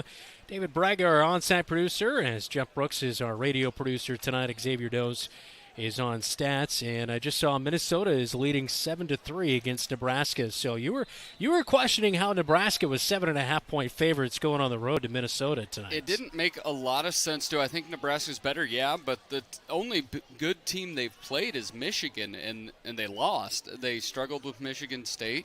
Yeah, definitely a better team, but that felt a little bit more juice, that Nebraska juice sometimes when they're on the corner of looking good. Everyone in the world wants it to be 1995. Kickoff powered by Poly Real Estate Team, and the second half is underway as the Bobcats will receive as Drake Gersma has at the 5, comes up the far side along the hashes, breaking through a few tackles and getting up to the midfield logo, and he's over the 50, down inside of the 46-yard line, it looks like. So a great return right there by Drake Gersma for the Bobcats, and that'll set up great starting field position here in the second half. Feels like we do this every week, but Drake just gets better and better. What I love about Drake, he'll wait for a hole. He'll look. You can see his eyes darting back and forth. He's not just running into a pile. He's got that good vision. It looks like we have some maybe cramps over there. Now we have a Waterloo West defender on the sideline right around where the tackle was made. So 31-0 is our score. Waterloo West Wahawks leading it in the third quarter, 11:48, as 12 seconds off the clock as we begin the second half with the Bobcats starting field position in Wahawk territory. Yes, like Dylan mentioned, we do have a player down on the far side. As let's get a scoreboard update here real quick, as I know some other scores starting to really filter in. If you're looking at college football, Louisville is also leading Miami last time we checked, and in MLB, your Mariners beat Toronto, so they're up, 3-2? We're up 3-2, one win away from the first ever World Series in Seattle history. Wapsie Valley in a number 5 versus number 6, up on North Lynn 35-0. Grundy 49, Eagle Grove 0. That's a final. East Marshall is a playoff team officially, 48-0. West Marshall 23-7 with 10 minutes left to go in the game. Dowling is up on Centennial 10-3, and we do not have an update past Valley being up 20-19 at half. Gavin Nash was the injured player. He was bumped up a little bit earlier tonight. They were looking at his neck, and now his right shoulder looks to be hanging a little bit, so hopefully he is all right, and kind of tapped on the head, so don't want to speculate too much, but he'll be checked out by the trainer, and hopefully Gavin Nash will be all right. I know he started at wide receiver here tonight as well, as it is senior night for the senior wide receiver.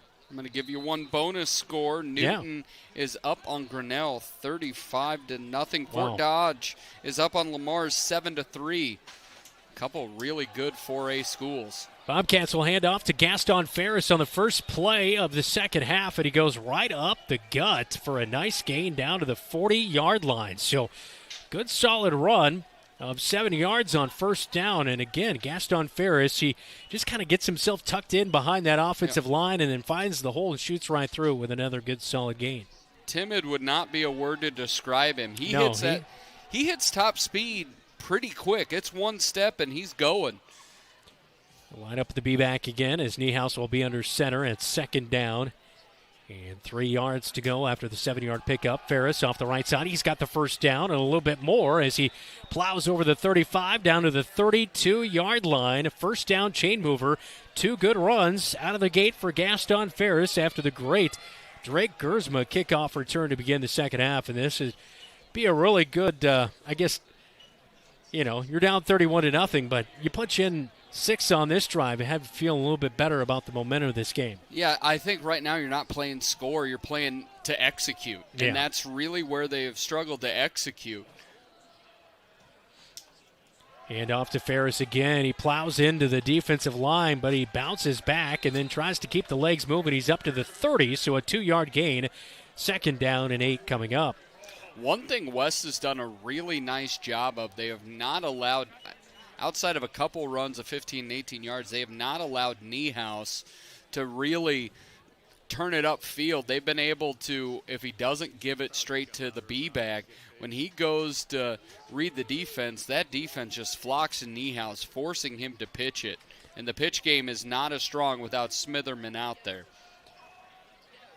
2 wide receivers set for the Bobcats on 2nd down and 8. Face mask, and the flag finally flies as Niehaus will pick up a yard down to the 29, and he is driven back by a whole host of defenders on that defensive line, including Michael Moeller, the DB, is in there to help wrap him up. But a face mask as Niehaus, you could see his head kind of get turned around a little bit there as he faked the handoff to Ferris and kept it himself on the run to the near side. Yeah, you see, even with the face mask, it'll give the Bobcats a first down. And it's not an incidental variety, so it will be a 15-yard personal foul. Deal.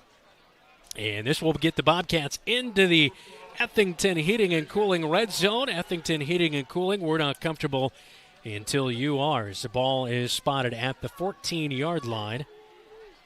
Bobcats looking for their first offensive score of the night, starting at the 48 of the Wahawks, now inside the red zone. Ball near the near side hash. Levi Bell, Kyle Smith, the wideouts, one to each side of the formation. And the Cat Claw on first down. And right up the middle, Niehaus will follow his offensive line to the 11. And it's a 4-yard Cat Claw on first down. I like that. They've done that a little bit more. They've done it a couple times here tonight where they will do that cat claw play, not just on a 3rd and 1, because it's effectively and efficiently given us 4 yards almost every pop. It's a good first down run to get it to 2nd and medium. Bobcats, 12 seconds on the play clock. Checking to the sideline. They'll come set. And they'll fake the handoff to Ferris. Niehaus keeps it himself, fights off a few tackles, dives for the first down, and he has it. It's an 8-yard gain and 1st and goal for the Bobcats in the Ethington Heating and Cooling red zone. And I don't think a lot of people, Niehaus isn't big. He is 6'1", but I think a lot of people think he's a smaller guy. He packs a wallop. Yeah. He's the same guy who plays linebacker and will drive people down. He's a really strong kid. And Cats have a great opportunity to get on the board. And what I love, and we talked about that in the Kennedy game, they just didn't seem like they were interested in being there. They may be down big right now, but 1st and goal at the 3, Cat Claw, and into the end zone. Touchdown, Niehaus, 3-yard touchdown run on the Cat Claw. And the Bobcats strike just like that out of halftime. Just under a 4-minute drive to begin the second half, all set up by the really good kickoff return. And Niehaus plows himself into the end zone as that is his 5th rushing touchdown of the season.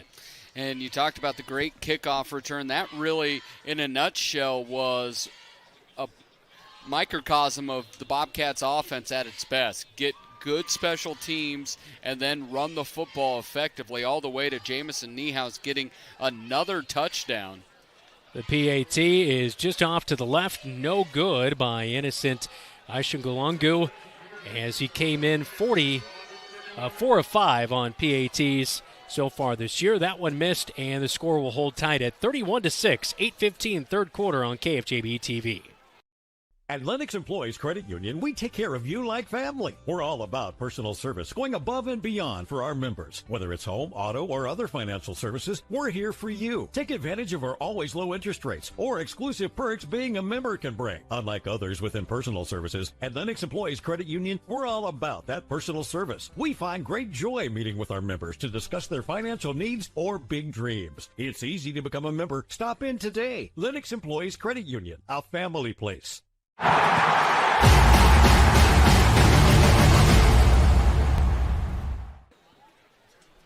Nearly a 4-minute drive for the Bobcats out of the gate in the second half, all set up by a big kickoff return by Drake Gersma, and nice job on the ground by Gaston Ferris and quarterback Jamison Niehaus as he gets his 5th rushing touchdown of the season. And there's Drake Gersma getting the ball over midfield to set up the Bobcats with good starting field position on that drive as the Bobcats will kick it off to Waterloo West in a 31-6 ball game. Kickoff all powered by Century 21, Marshalltown's #1 home team. As Innocent has it teed up at the 40 and a pooch kick down to the 25-yard line. It'll be picked up by Torian Doss near side. Bounces off a tackle at 35. Will fall ahead for 2 more yards up to the 37-yard line, and that's where the Waterloo West Wahawk offense will set up for the first time here in the second half as they officially spotted at the 36. So that's where they will start on this drive. Logan Hoffman did a nice job of sticking him.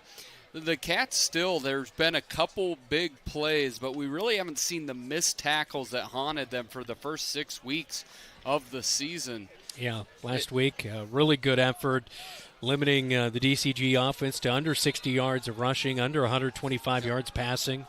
And I know Coach Goodvin a couple weeks ago said they focused a little bit more on tackling drills and doing a little bit of station drills. Felix Annen will get the handoff on 1st and 10. He's up to the 41-yard line. Rips off a 4-yard gain on first down as he just went right up the middle. And he's over 1,000 yards on the season, as we alluded to there in the first half. And boy, this team is very balanced, though. Yeah. I mean, they can beat you multiple ways. It doesn't matter the opponent. The one thing I could see them having a little bit of trouble with is McGovern's been very efficient, but I don't know if he's got the big arm. If you're able to handle their speed in the quick pass game, that might be a place you can slow him down. Pass out into the flat to the tight end. Breaks out of a tackle at the 50 as it's caught by Isaiah Corwin. He's had 3 really nice grabs, and this time he hauls it in for the first down as he gets into Bobcat territory at the 44-yard line. But again, that play, they take it out of the gut of Annen and pass into the flat to the tight end, just coming out kind of in that motion from the left side of the offensive line. They like to keep their pass game outside of the big play to Dexter McMurrin. The big one over the middle. They like to keep everything within about 5 yards of the line of scrimmage. Go east-west more than north-south with that pass game because the athletic nature of the wideouts is so great. You just want to get it into their hands as quick as possible. And in with the handoff, goes outside right tackle, breaks out of a tackle by Zane Moore and fights ahead for a few extra yards as he's pushing down near the 35. He'll be spotted at the 37-yard line. A solid run of 7.5 yards there on first down. They run kind of an offset pistol formation where it's kind of a shotgun, but then it's kind of a pistol, and the running back sets up to the right of his quarterback, or sometimes, like this one, almost directly behind McGovern, only standing about a yard behind. 3 wide receivers, and Bobcats nearly jump offside, but will get reset. Second down and 3 yards to go. As we approach 6 minutes to go in the third quarter. Fumble by McGovern, goes back to the 44 and covers it up. It's a loss, as that will be a loss of 7 yards, setting up 3rd down and 10. So haven't seen that a whole lot by the Wahawk offense, but he just struggled with that snap, and he was looking to quickly pass it, but he fumbled it. Yeah, he was talking to Riley Orr a little bit. I thought, maybe it was a missed snap. No, it just kind of went right out of his hand. Well, we did have a little bit of rain earlier tonight, so it's a little sticky out there, so ball could be a little bit slick. We'll give him benefit of the doubt. Yeah. Yeah. We'll make an excuse. That's right. McGovern and that offset pistol formation with 3 wide receivers. His tight end in Corwin stands on the right side of the offensive line. Bring a man in motion in Tucker Satterley. He's on the near side. McGovern looking deep on 3rd down and 10. Tucks it. Breaks out of a tackle. He's got a first down run. He's out over the 30-yard line as the Bobcats try to get the tackle, but Garrett Tatey got juked out, and it's a first down run. We don't see McGovern run a lot. He had negative 34 rushing yards coming into this game. He did have 4 touchdowns on the ground, but that one a good run right there. Yeah, he just had Garrett Tatey one-on-one as a lot of the backups are getting into the game, and it was just a little bit of a head fake, and he just cut on inside. That pushes the ball down to the 28-yard line in Bobcat territory. Annen gets the handoff. No, they pull it out of his gut. Go to Corwin again, the tight end in the flat on the near side. Pushes out at the 25, now maybe the 24-yard line. And a good pass there on first down of 6 yards. 2nd and 4 coming up as we approach 5 minutes to go in the third quarter. Bobcats trailing 31-6. Wahawks in their all black tops here tonight with the black bottoms and maroon shells. Bobcats in their traveling road whites. here at Memorial Stadium in Waterloo. He's Dylan Does. I'm Brandon Lewis. Thanks so much for joining us on News Talk 1230 AM, 93.9 FM, and right here on KFJB-TV. Be sure to hit the like and subscribe button. We appreciate your support of our coverage of Bobcat athletics. McGovern on 2nd down and 4. Brings a man in motion. Hands off to Annen. Off the right side he'll go. Works his way back towards the hashes, and he's got a first down run. He's down to the 11-yard line. And a solid run of 11 there on 2nd and 4. Yeah, Schoenfelder able to get him to the ground. Cats find themselves a little bit back on their heels. And we talked a lot about just how much better they've been tackling. We've seen a few missed arm tackles on this drive, allowing for a few extra yards. Ball spotted at the 10, so it's a 12-yard pickup for Annen. Shotgun formation. They'll bring Doss in motion. He'll swing it out to him in the flat on the far side. Slips a little bit, fights through a few tackles, diving for the end zone. He might be in for 6. West has their hands up, but no, the official's going to mark him at the 1. It's a 9-yard gain for Torian Doss. They brought him in motion and then swung it out. Oh, he fumbled. Now they're saying it's Bobcat football. I did not see that football come out. The far ref threw his bag out there. As we take a look at the replay. He just kept trying to fight away. Great job by the Cats getting a turnover. Yeah, that ball came out there late for Torian Doss. So at the, where are they going to spot this at? At the 1-yard line. That is where the Bobcats will get the ball back, as Torian Doss had a fumble recovery for a touchdown. But now this time he fumbles it back to the Bobcats. And they'll take over at their own 1-yard line with 4:15 third quarter. So the Bobcats put a scoring drive together. They only had to go 47 yards. Now they have to go 99 yards on this drive after the turnover. I'm starting with the cat claw. Get yourself some room. 2 or 3 yards, because I do not want to turn around and look to hand anything off right now. And it is the cat claw as Niehaus goes right up the middle. He's over the 5 up to the 7-yard line. So 6-yard gain on first down, 2nd and 4 coming up. And again, 3-4 yards that you can count on every single time. It's huge. My favorite series of plays, maybe all time, 2019 Iowa against USC. They ran the quarterback sneak 4 times in a row. So maybe we get the cat claw all the way down the field. 99 yards. That would probably be about a 10-minute drive, I would think. Bobcats in a hole here, 31-6, but with the ball, Gaston Ferris, as he is wrapped up, he does get a little bit of forward progression for 2 yards, they say. So 3rd and 2 coming up after the 2-yard pickup. But, boy, he met a stone wall there, and he is still down on the turf, unfortunately, for the Bobcats. We have a timeout on the field. We'll take it with them. 3:23 third quarter, 31-6 up on the Marshalltown Hy-Vee scoreboard as the Wahawks lead the Bobcats on KFJB-TV. Some say life is like a road trip.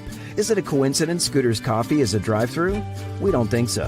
Whether you need a coffee while you enjoy the view, to just get you through the long stretch, or to refuel between stops, Scooter's Coffee is there, brewing up delicious coffee, espresso blenders, smoothies, iced drinks, and more, with the convenience of a drive-thru so you can stay on the road and enjoy the ride. So go ahead, scoot on around.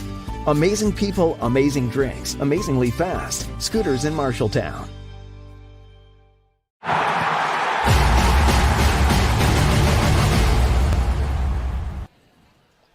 Welcome back to Memorial Stadium in Waterloo. 3:23 third quarter. Bobcats with the football and trailing 31-6 on the Marshalltown Hy-Vee scoreboard as we're starting to get some finals. Roland Story takes down Oline 62-6. The final. Scorigami right there, Dylan. My son has a Scorigami sticker on his car. It was my Christmas present to him in his stocking. So Gaston Ferris helped off the field off the injury timeout. 3:23 in the third quarter. Bobcats with a touchdown earlier tonight. We do have a new B back into the game. I'm not sure if that's J.J. Schoenfelder in there at B back. Handoff right up the middle, and it is J.J. Schoenfelder. Looks like he has the first down up to the 15-yard line. Keeps the legs churning And a 6-yard pickup. That'll move the chains for the Bobcats as this drive again started at their own 1-yard line after a Torian Doss fumble.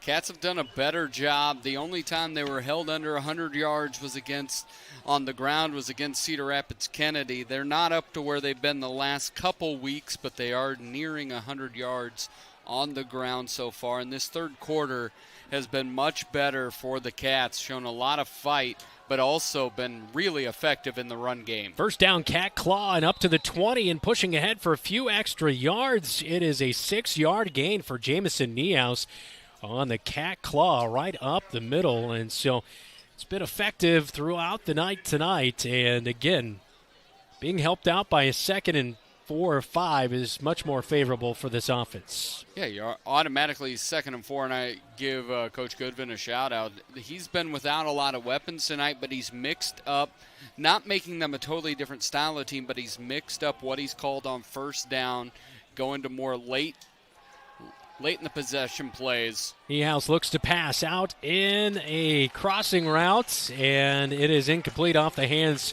of Kyle Smith, looking for him at the 30 as he is ushered into the Waterloo West bench. And it would have been a first down chain mover, but incomplete. Brings up 3rd down and 4 as the clock stops with 1:50 to go in the third quarter. And so 3rd down coming up.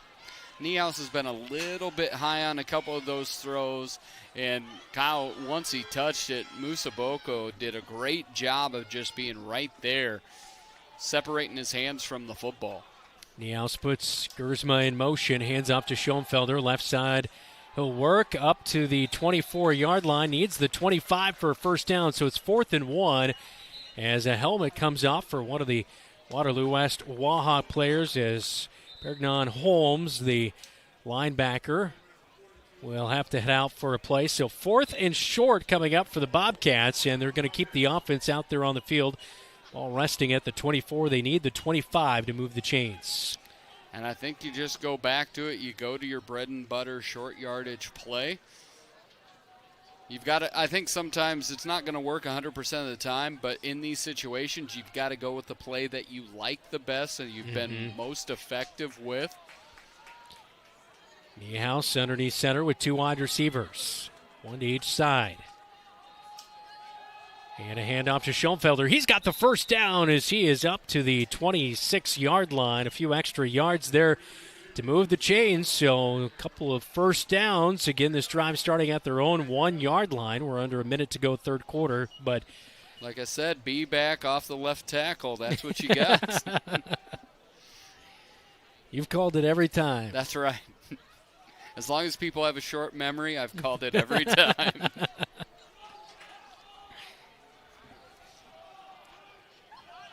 First and 10. Zach Wilder comes in motion, handoff to Schoenfelder, and he is stuffed at the line of scrimmage.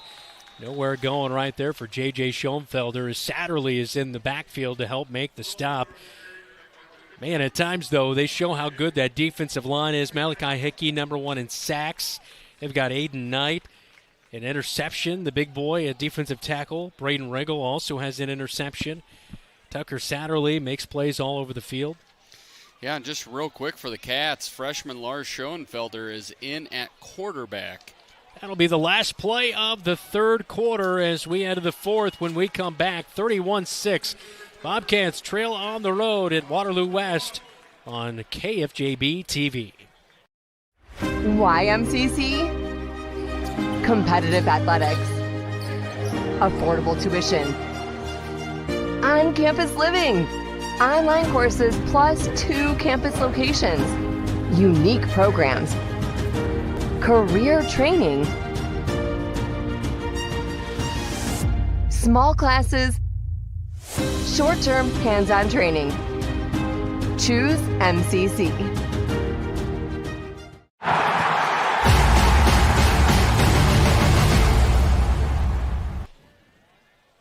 Fourth quarter, we'll get going momentarily. Bobcats with the football, and time for a scoreboard update, all brought to you by Central State Bank. Discover what they can do for you. Gopher fans, be happy. They're up 14-6 in our Nebraska. Over Nebraska, the 7.5-point favorites, down 8.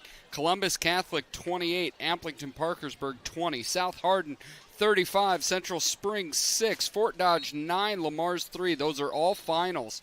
At the end of 3, Dowling leads Centennial 24-3 in a top 10 matchup.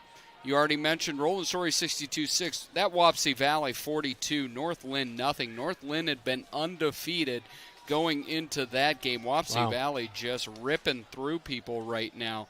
West Marshall wins, and East Marshall stamps their passport to state for the first time since 1992 and go 5-3 in the regular season. I know 15 is technically Lars Schoenfelder, but it looks like it is Niehaus because he's got the two knee braces on it. It is Niehaus, just wearing a different quarterback uniform. He is sacked, and the ball comes out as the Bobcats went to look down the field for Kyle Smith over the middle of the field, and he'll get helped up off the turf as well as Ignacio Macias, the center, and the Bobcats luckily hopped back on that thing, bringing up 3rd and 9. That was good eyes because that would have been the first time Lars will play quarterback some at that freshman level, but we've never seen him take a snap. And because Jacob Hayes is the backup quarterback and the tight end, you would never see it. But, yeah, it was number 15. Good eyes by you to know it was still Clark Kent becoming Superman. Jamison Niehaus passes out to Kyle Smith, goes down to a knee to catch it. It was a wide receiver screen. It's going to be a loss of 5 yards. So 3rd and 9 turns into 4th and 15, and here comes the special teams unit for the Bobcats. And it's the right play. You know, you don't want to give Waterloo West just a short field. Anticipating a 4th and 14 is not really in the Cats' wheelhouse. See if they can flip some field here. Because even in lopsided games, you still want to execute. You still want to understand. You don't want to just put all caution to the wind. It's not college football 26 where you're trying to run up the score or whatnot. McMurrin and Doss back to punt, and Hoffman can't quite connect right, but he's going to get a bounce from the 40 all the way to the 40. A 20-plus yard roll for Logan Hoffman. So the punt, not quite what he wanted, but boy, that thing just kept rolling, Dylan, and ends up working out in good favor.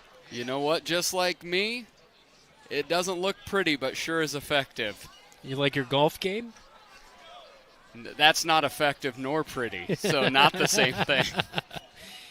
39-yard line is where it's finally out on the Waterloo West side of the field, so that's where they'll start this drive. So a drive that goes, what was that, at least about a 4-minute drive or so. They started at their own 1-yard line, so you're lucky to flip the field like that.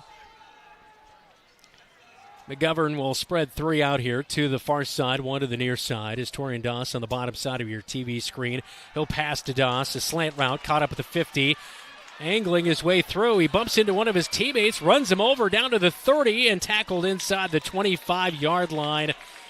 Huge gain of just over 30 yards for Torian Doss on a slant route, and if he wouldn't have ran into his own teammate, he might have taken it all the way. We need a tip of the hat to Waterloo West because just got lit up their number 80, Brody Daisy. He got in Doss's way because he would have been in for 6. That would have been an offensive and defensive touchdown for number 0. 10 minutes to go in the fourth quarter, 31-6, Wahawks leading. Hand off to Annen right up the middle, and he gashes the Bobcats, breaking through a tackle, slung down at the 12. Now the 11-yard line is where they're going to spot him. It's a first down run for Felix Annen. He's been bottled up tonight, and then all of a sudden, he's got big gains just like right there, including an 81-yard touchdown rush.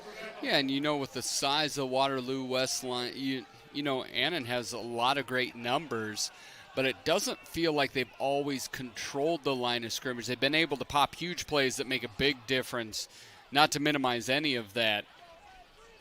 3 wide receivers for McGovern. Annen stands right behind him.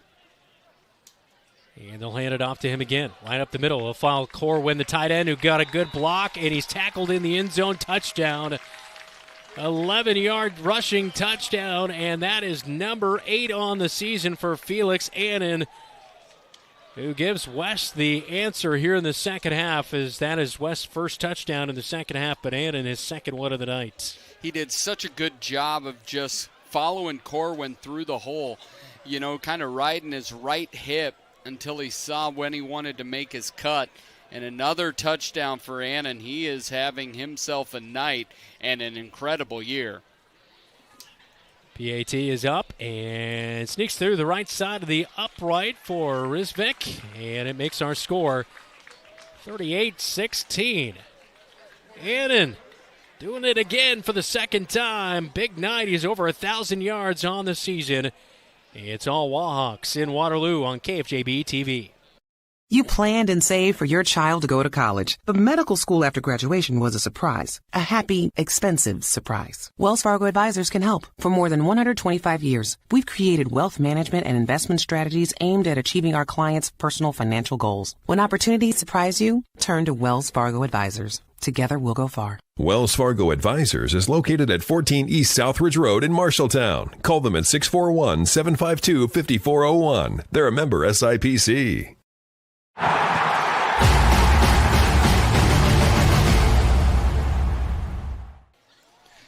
Yeah. 9:12 to go in the fourth quarter, 38-6. Wahawks are leading your Marshalltown Bobcats.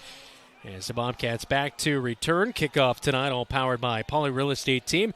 Century 21, let Kristen and Kurt Pauley offer you the knowledge and service you deserve.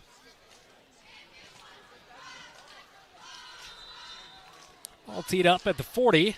Jamison Niehaus. Drake Gersma back to return, standing at the 5-yard line. As Adrian Rizvik will kick this one away, angling to the near side. Gersma almost steps out of bounds, making that catch near the 10-yard line. Breaks through a few Waterloo West defenders, putting stiff arms out. He's spinning out of a tackle and keeps going towards midfield at the 50. Finally brought down.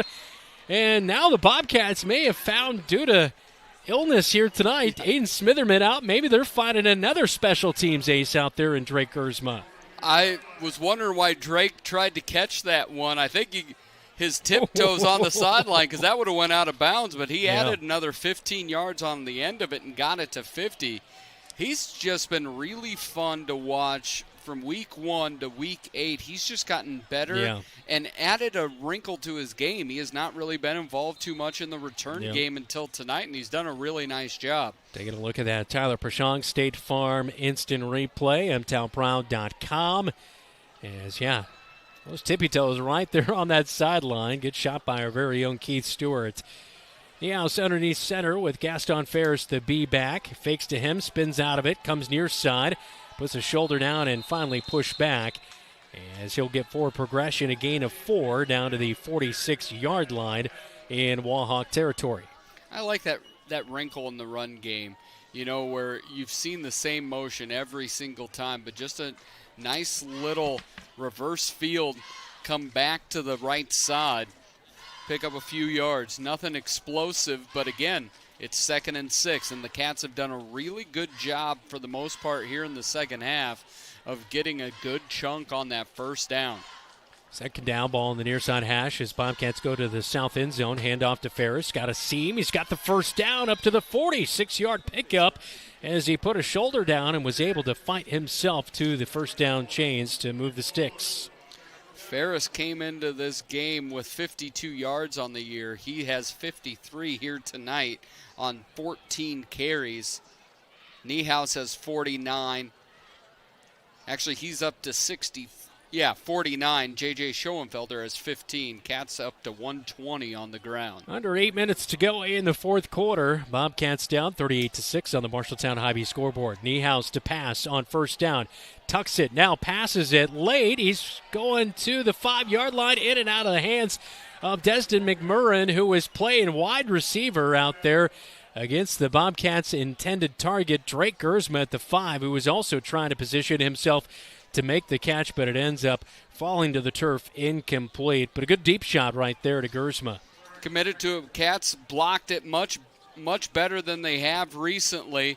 But this is the thing of high school football where you play both ways. Gersma's also a safety and as the wide receiver on that, while McMurrin is both a quarterback and a wide receiver. So 2nd and 10 for the Bobcats at the Waterloo West 40. End around to Zach Wilder, who is the left slot right there, and he's back to the line of scrimmage and wrapped up and hauled down by Braden Riggle, the defensive tackle. 3rd and 10 coming up as J.J. Schoenfelder will check back into the game, replacing Gaston Ferris at B-back. So long situation here. The Bobcats going back to the air, you think? At 3rd and 10, yeah, very much so. But I wouldn't be surprised if it's more of that quick out. You know, they've done a nice job. Yeah. You know, maybe get a that manageable 4th down. Yeah, get Kyle Smith just to do that little bit, 5 yards out and sit. The out center and the center will bark out the signals. And a handoff to J.J. Schoenfelder up the middle. It's a 2-yard gain down to the 38, but now turning it into a little bit more, but I believe they stopped his forward progression for a 2-yard gain at the 38, so 4th and 8 coming up as the whistle sounded there as the pile kept driving ahead. Like we said, hand it off. That's right, 3 for 3. And a player down on the field. It is J.J. Schoenfelder. He'll be checked out by the trainer with 6:31 to go in the 4th quarter. Bobcats trailing 38-6. 4th down when we come back on KFJB-TV. Go to AdletEngraving24.com. That's AdletEngraving24.com and grab your fall sports shirts. Adlet Engraving and Screen Print Company, 307 Riverside in Marshalltown. Go Cats! Have Van Wyck Wood Builders design and build the storage shed you need. So many different options to choose from. Van Wyck Wood Builders, just 5 miles south of I-80 in Grinnell on Highway 146. Online at VanWyckWoodBuilders.com. Refinance your auto loan with Members First Community Credit Union. For a limited time, refinance your auto loan from another lender and receive 1% cash back up to $500. Scan the QR code to apply online. Call us or visit a Members First branch.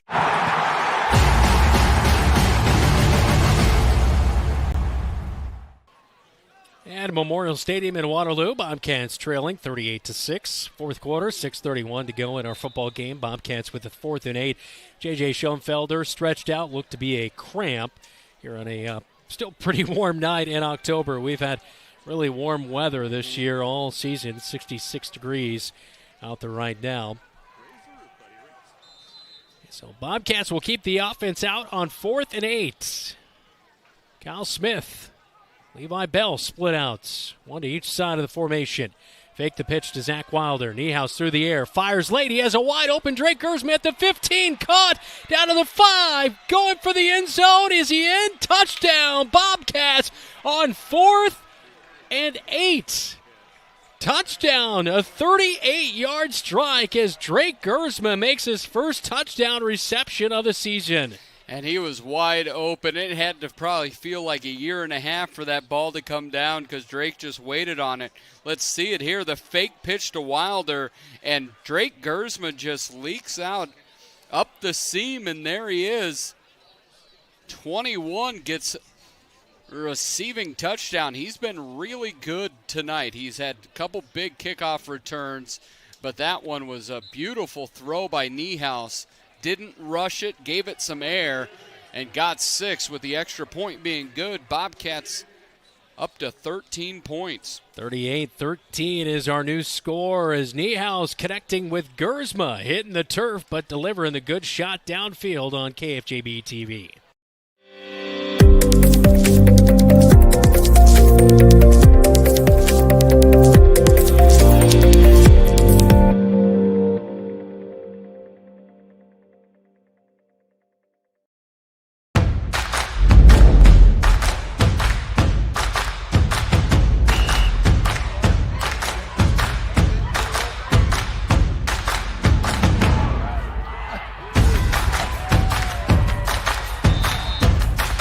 When you go home, you'll feel good about what you did, and you know you're doing it for the kids. If they don't have us, they don't have these games.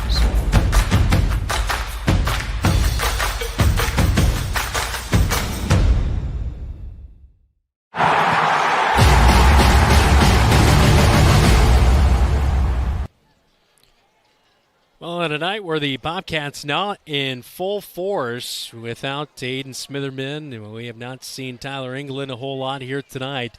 still definitely fighting till the end, 38-13. Hats off to the Bobcats for making sure this thing doesn't get out of hand, and they really cleaned up some of those mistakes they made in the first half and came out and have played a much cleaner second half as our kickoff is about ready to get underway, all powered by Century 21, and it will be a pooch kick to the near side. At the 20, it will bounce, and Torian Doss will have it. Reverses, actually, that's McMurrin. He is dancing all around at the 25, trying to extend this play to the far side, cuts it back, and finally, Haynes will wrap him up and driven down for progression up to the 24-yard line. That's where Waterloo West will have it with 5:55 to go in the fourth quarter. But we take a look again at that passing play as Niehaus hits Gersma for 6. Yeah, and it really came down to Jalen Allen, the sophomore defensive back, went with the under route, and Gersma went right behind him and was wide open. And he took a wallop. Satterley gave him a hit. Jamison Niehaus with 47 yards through the air and that touchdown pass to Drake Gersma. West, as a high snap, brings it down, a handoff right up the gut as we see a few reserves.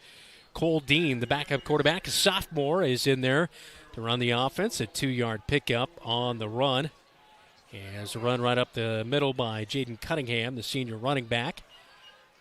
Back up to Annen, who had himself a night on the ground, getting himself over 1,000 yards on the season. 2nd down and 8, ball resting right in the middle of the field for Dean. A few more backups sprinkled in on both sides of the football, and a stuff in the backfield. Great play by the Bobcat defense. Kobe Ruring in there to help make the stop. It's going to be a 3-yard loss, 3rd down and 11. So a great job by the backups getting in there and getting that pressure. And his name has been mentioned more and more this year. You see Talon Halstead get in there. Nice job by the backups as well. As they've come in, they've made plays, they've played hard. Mm-hmm. So Cunningham stopped for the loss. 3rd down and 11. They'll look to the near sideline. Dean came out. We have another quarterback in there. I believe it's John Gardner, the sophomore this time, will run out of the pistol formation. A stretch play to the near side to Cunningham up to the 30. Bowls over a Bobcat and pushes ahead for a 1st down run. As Bobcats couldn't quite come up with the stop initially by Garrett Tatey, but Logan Hoffman was there to help out at safety and help make the stop, but it is Cunningham for the 1st down run on 3rd and 11.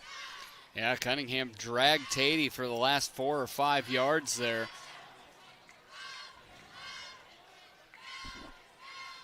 Looking to the near side, John Gardner will stay in at quarterback. 3 wide receivers out of the pistol, 2 to the far side of the formation. Cunningham is still the running back. Bobcats showing a little bit of pressure. And a high snap. Fumbled by the quarterback, but he'll run out of it to the far side. Bobcats lost containment for a moment. It's still going to be a loss, but could have been even more of a loss, but making something out of nothing is John Gardner. 2nd down and 14 coming up. And that ball bounced off the turf, almost backed about waist high. He didn't have to go to the right or to the left for it. It enabled him, there you see, just bounced right back up to him, enabled him to at least get back a few yards that he would have lost. Yeah, he just tried to. Nice tackle there by Drumex Aichi, the sophomore. So after that play, they'll bring Cole Dean back in at quarterback.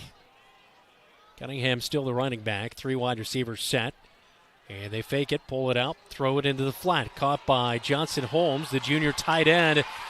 And he gets outside the numbers down to the 40 to the 30. Breaks out of a ankle tackle and fights for more yards. And it's going to be a huge gain.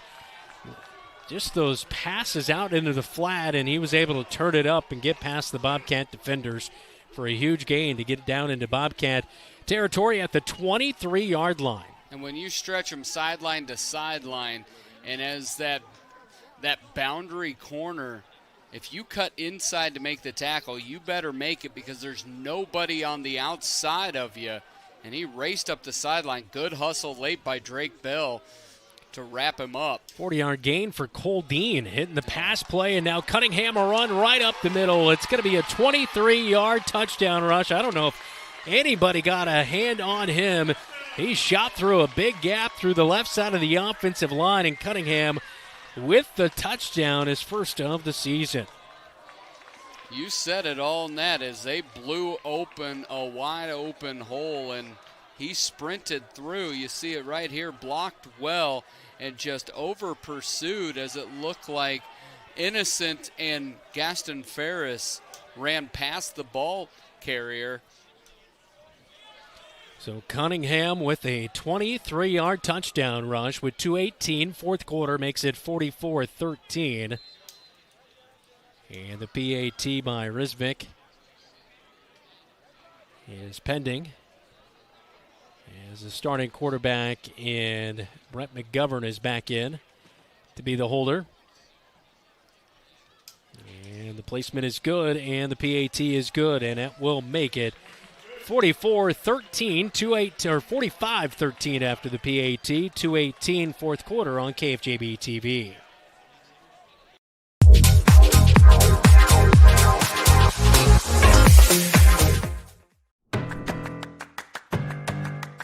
In Iowa, we are fortunate to have a lot of opportunities to get involved in at our schools.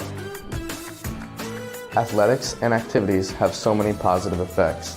From learning how to build relationships and healthy lifestyles, and gain self-esteem and confidence. Make participation a priority. You and your school will benefit.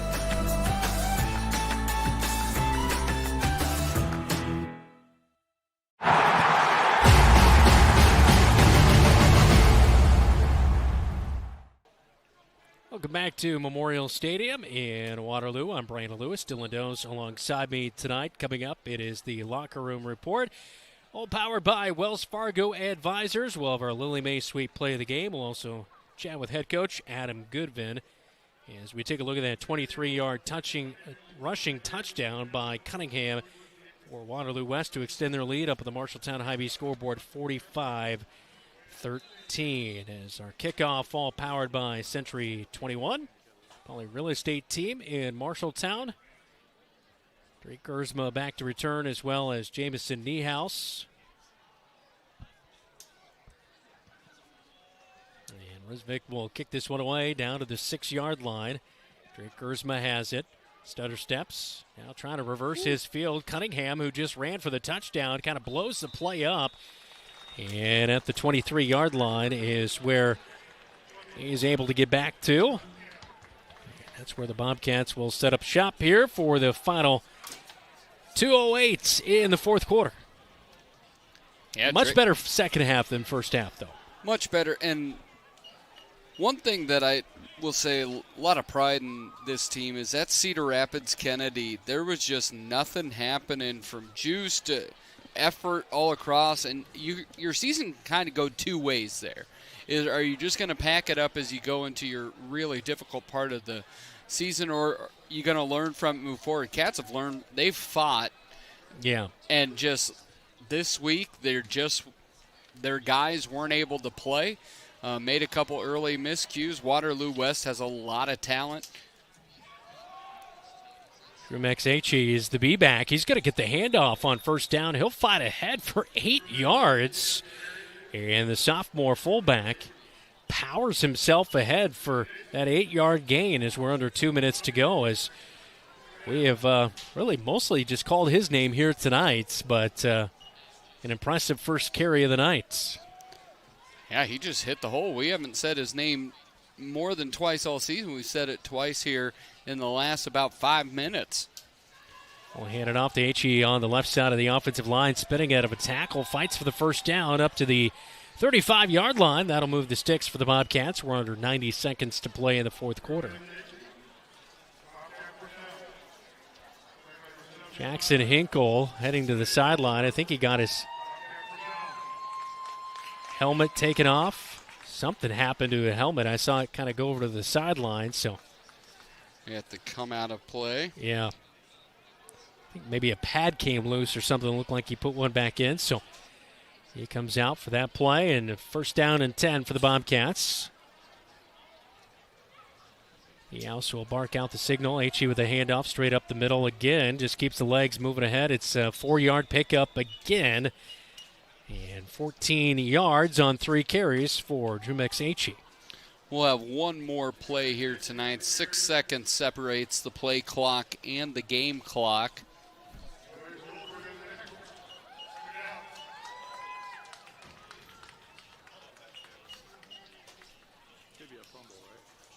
Bennett Ricken is split out on the near side at wide receiver. A few other backups in there for the Bobcats on this final drive of the night. H.E. will get the handoff, bounces out side left tackle, dives for the first down, and he will have it on 2nd and 6. He picks up 7 to move the chains on our final play of the night, but 4 good carries there at the end of the game.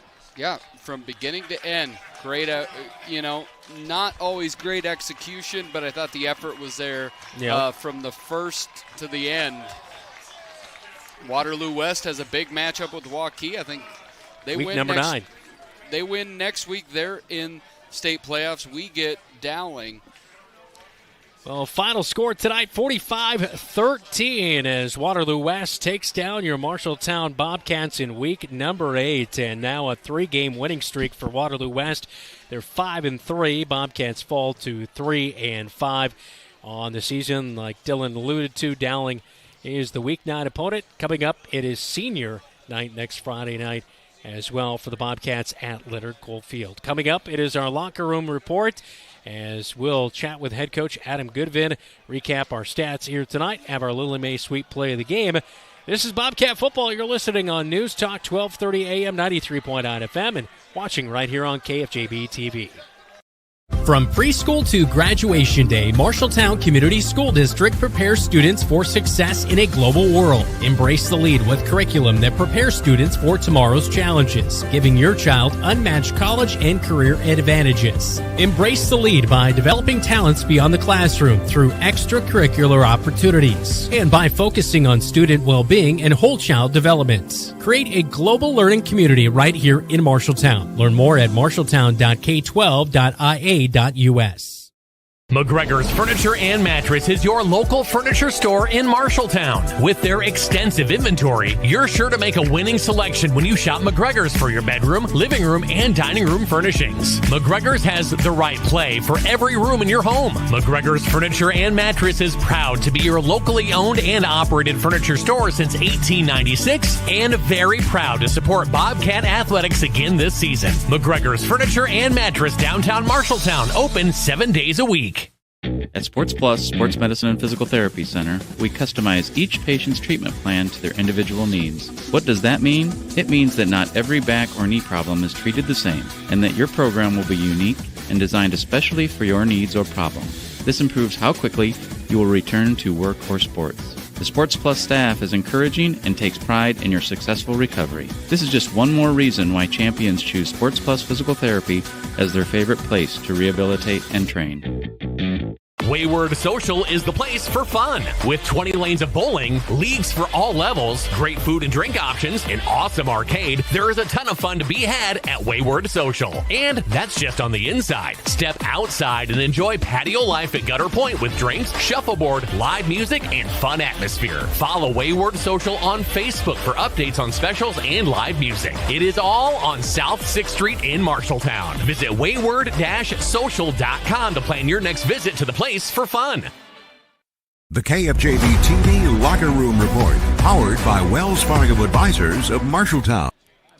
Final in week number 8, Bobcats loss here tonight, 45-13, as their record drops to 3-5. Waterloo West is now 5-3 as they make a playoff push on a 3-game winning streak. Well, the second half with a great start for the Bobcats after trailing 31-0 at the break, but a big kickoff return just over midfield by Drake Gersma set up that touchdown right there, a 3-yard rushing touchdown by Jamison Niehaus as we take a look at that kickoff return by Drake Gersma.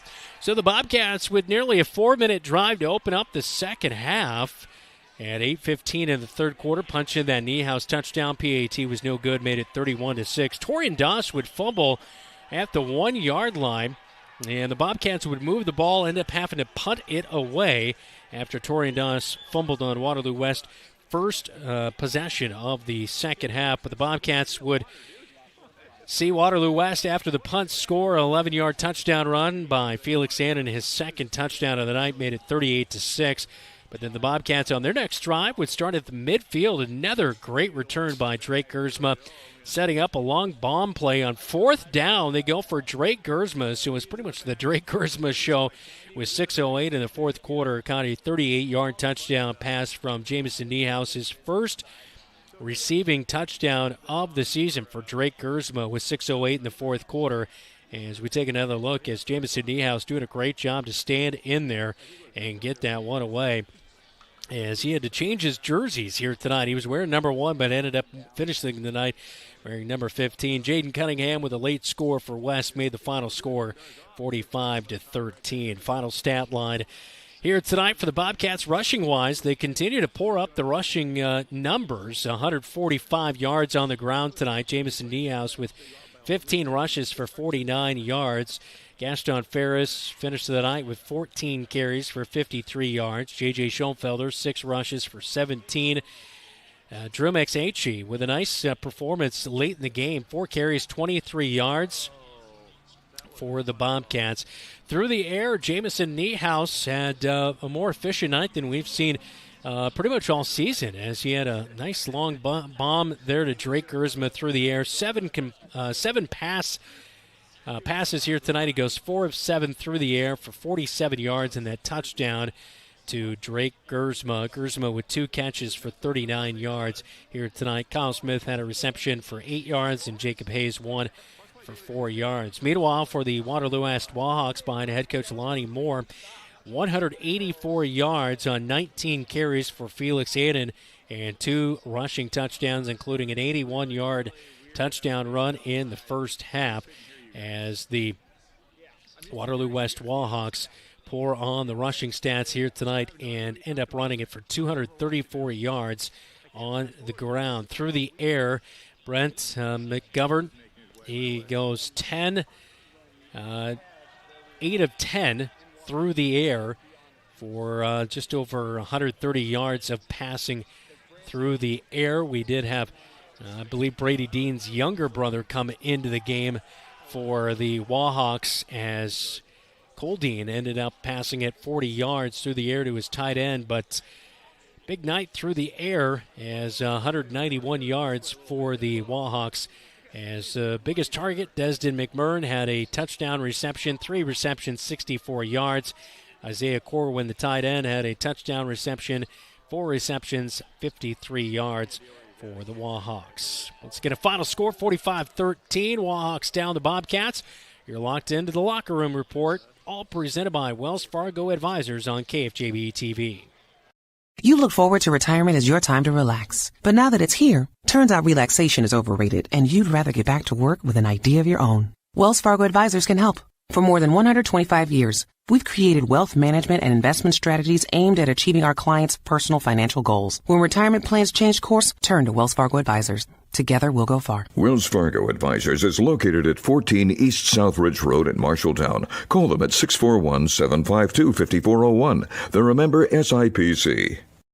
Bobcat Athletics on KFJB-TV is powered by Lennox Employees Credit Union, LennoxECU.com, Marshalltown Area Chamber, meetinmarshalltown.com, Marshalltown Community College, a step in the right direction, and the Marshalltown School District. Embrace the lead. Welcome back to Memorial Stadium in Waterloo. Time to chat with head coach Adam Goodvin down to Dylan Doze. Dylan, take it away. Thank you, Brendan. We're here with Coach Adam Goodvin. Coach, it was lost today. First drive, you were able to turn them over on downs, but really the first quarter seemed to be marked by miscues. When you're talking to your team, coaching them up, what goes on for you when trying to get them to turn around from that fumble that made a short field?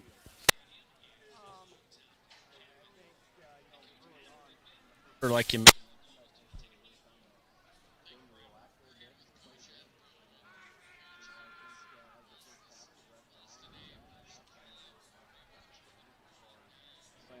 pride and effort and for each other, and just things that are necessary to compete at a high level in a game of football. What do you want me to do? Coming into that reality of it went from miscues to missing players. And as you look at that is with no Tyler England offensively, Aiden Smitherton not able to play tonight. You look at Gaston Ferris got some run, and then you also had Drake Gersma. Kickoff return got a couple big plays, plus that big touchdown reception. What can you say about them stepping up and taking some? Sure. They're guys that work their tail off every single day in practice, and we had to throw them out there, and we saw some good things. I mean, it wasn't a complete disaster by any means. I mean, Drake played his tail off, and quite a few others did too, but not enough. Not enough consistency. I think when you look at the first half and second half, as far as just the fight we put forth was completely different, and that's just not good enough. Thank you very much. And next week we get Dowling, but it's been a great season to cover you, Coach. Thanks again for all your time. Yeah, I appreciate it. All right, thanks, Dylan. Sorry for our technical difficulties on the road here at Waterloo West High School. As when we come back, we'll take a look at our Lily Mae Sweet Play of the game and announce our Athletes of the Week. You're locked into Bobcat Football on KFJB-TV. Come to Opa Grill in Marshalltown for made fresh family recipes handed down for generations. Treat yourself to gyros, pasticcio, Italian pasta dishes, burgers, salmon, homemade soups, and fresh salads. Enjoy a nice glass of wine or a cold glass of beer. Opa Grill has a great variety of American, Greek, and Italian dishes. Something to make everyone in your party say Opa. Open 11 to 8 Monday through Friday, 11 to 3 Saturday, closed Sundays. At the corner of Boone and Center Streets in Marshalltown. DoorDash delivery available. Opa. The KFJB-TV Locker Room Report, powered by Wells Fargo Advisors of Marshalltown. Welcome back to Waterloo West as the Bobcats fall tonight. 45-13 is our final score.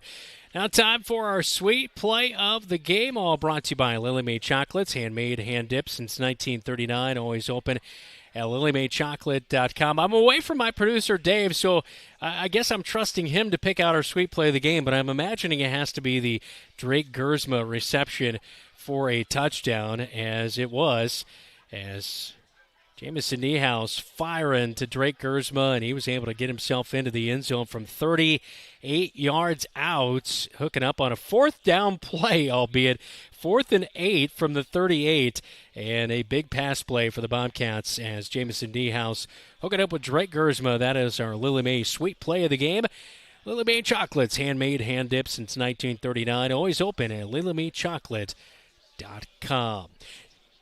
Time now for our Athletes of the Week, all presented by Opa Grill in Marshalltown. Greek and traditional favorites, all you have to say is Opa, as well as Annen Engraving and Screen Print in Marshalltown. While our Athletes of the Week from this past week, cross country for girls, Mallory Myron. We had her on Bobcat Live last night as she's continued to improve on her season as she helped the girls cross-country team finish in first place at the Mike Augustine Cross Country Classic at Ewing Park, and she finished third place with a time of 23:23. And then our Bobcat male athlete of the week was J.J. Schoenfelder, as last week, 9.5 total tackles. She did a great job in the defense that limited DCG to those big plays, and he's second on the team in tackles with 32.5. That is, again, our Athletes of the Week, as each week Opa Grill awards a $25 gift certificate to the male and female Athletes of the Week.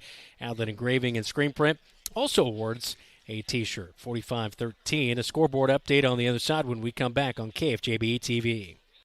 You're an empty nester closing in on that retirement property. Chances are your plans didn't include mom moving in, but life happens and you do the right thing. Wells Fargo Advisors can help. For more than 125 years, we've created wealth management and investment strategies aimed at achieving our clients' personal financial goals. When retirement means caring for yourself and a loved one, turn to Wells Fargo Advisors. Together we'll go far. Wells Fargo Advisors is located at 14 East Southridge Road in Marshalltown. Call them at 641-752-5401. They're a member SIPC. The KFJB-TV Locker Room Report, powered by Wells Fargo Advisors of Marshalltown. Welcome back to Waterloo, 45-13 up on the Marshalltown Hy-Vee scoreboard. A final score tonight is West tops Marshalltown. Time to get a scoreboard update.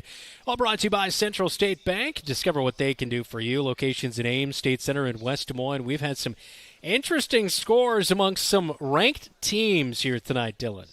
Yeah, the one biggest shock is what an unranked team did to the number one team in 5A. Waukee beats Waukee Northwest 31-28. Wow. I am shocked. I mean, Waukee was top 10 ranked to begin the year, but they didn't really meet expectations. But when Waukee and Waukee Northwest, I mean, that is a huge rivalry because, you know, some of those kids were planning on being a Warrior, and then they ended up being a whole Adam and Eve situation. Yeah. Waukee Northwest came right from Waukee's rib, I think. I think so. Ankeny beat Valley 34-26. Nevada 21. Des Moines Christian 14. Dowling beats Centennial in another top 10 matchup 27-10.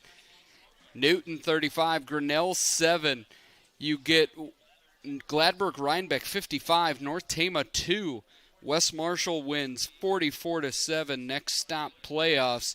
And as we said earlier, East Marshall breaks a 33-year drought and returns to the playoffs with a 48-0 win here tonight to go 5-3 on the year. Good moment for the Mustangs, that is for sure. That is a Central State Bank scoreboard update. Locations in Ames, State Center, and West Des Moines. Thanks to Jeff Brooks, our producer, back at the radio studios, feeding us scores throughout the night tonight. We'll wrap things up from Memorial Stadium in Waterloo when we come back on your home for the Cats, KFJB-TV.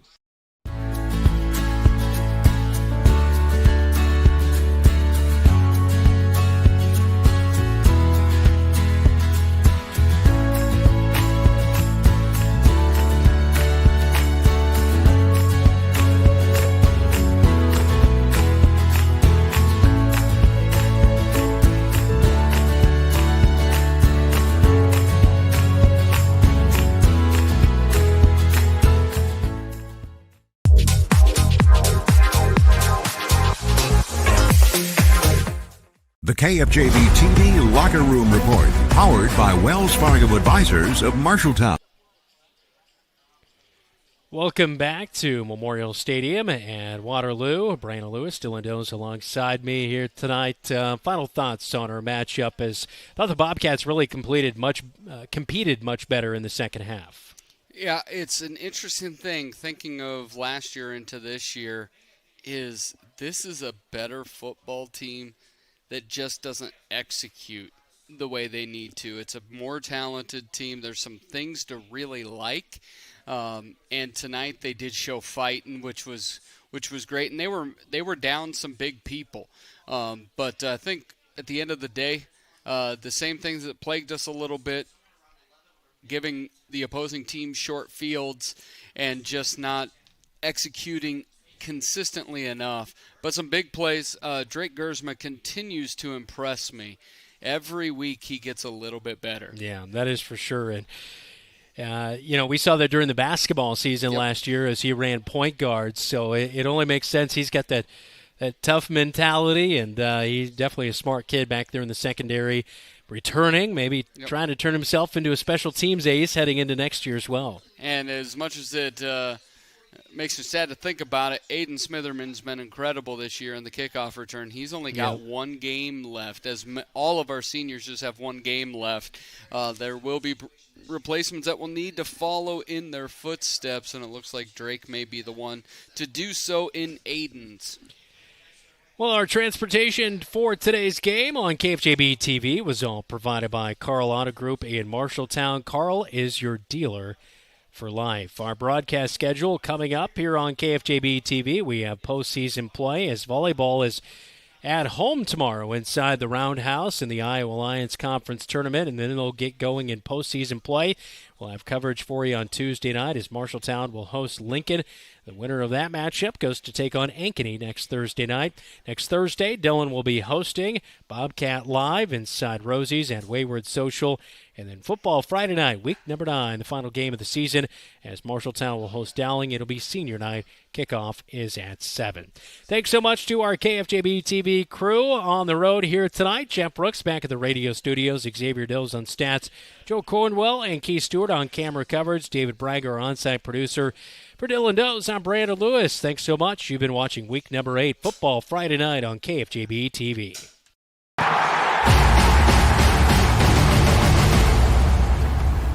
Today's game on KFJB-TV is sponsored by First Rate Real Estate, Adland Engraving and Screen Print Company, Assured Partners, Brown's Shoe Fit, Central State Bank, your Marshalltown Dairy Queens, Eye Care Associates, Hy-Vee Marshalltown, Legends American Grill, Lennox Employees Credit Union, Marshalltown Area Chamber, Marshalltown Community College, Marshalltown School District, McGregor's Furniture and Mattress, Sandvik Enterprises, Scooters, Marshalltown, Sports Plus, State Farm, Tyler Pashong Agency, Wayward Social, Wells Fargo Advisors,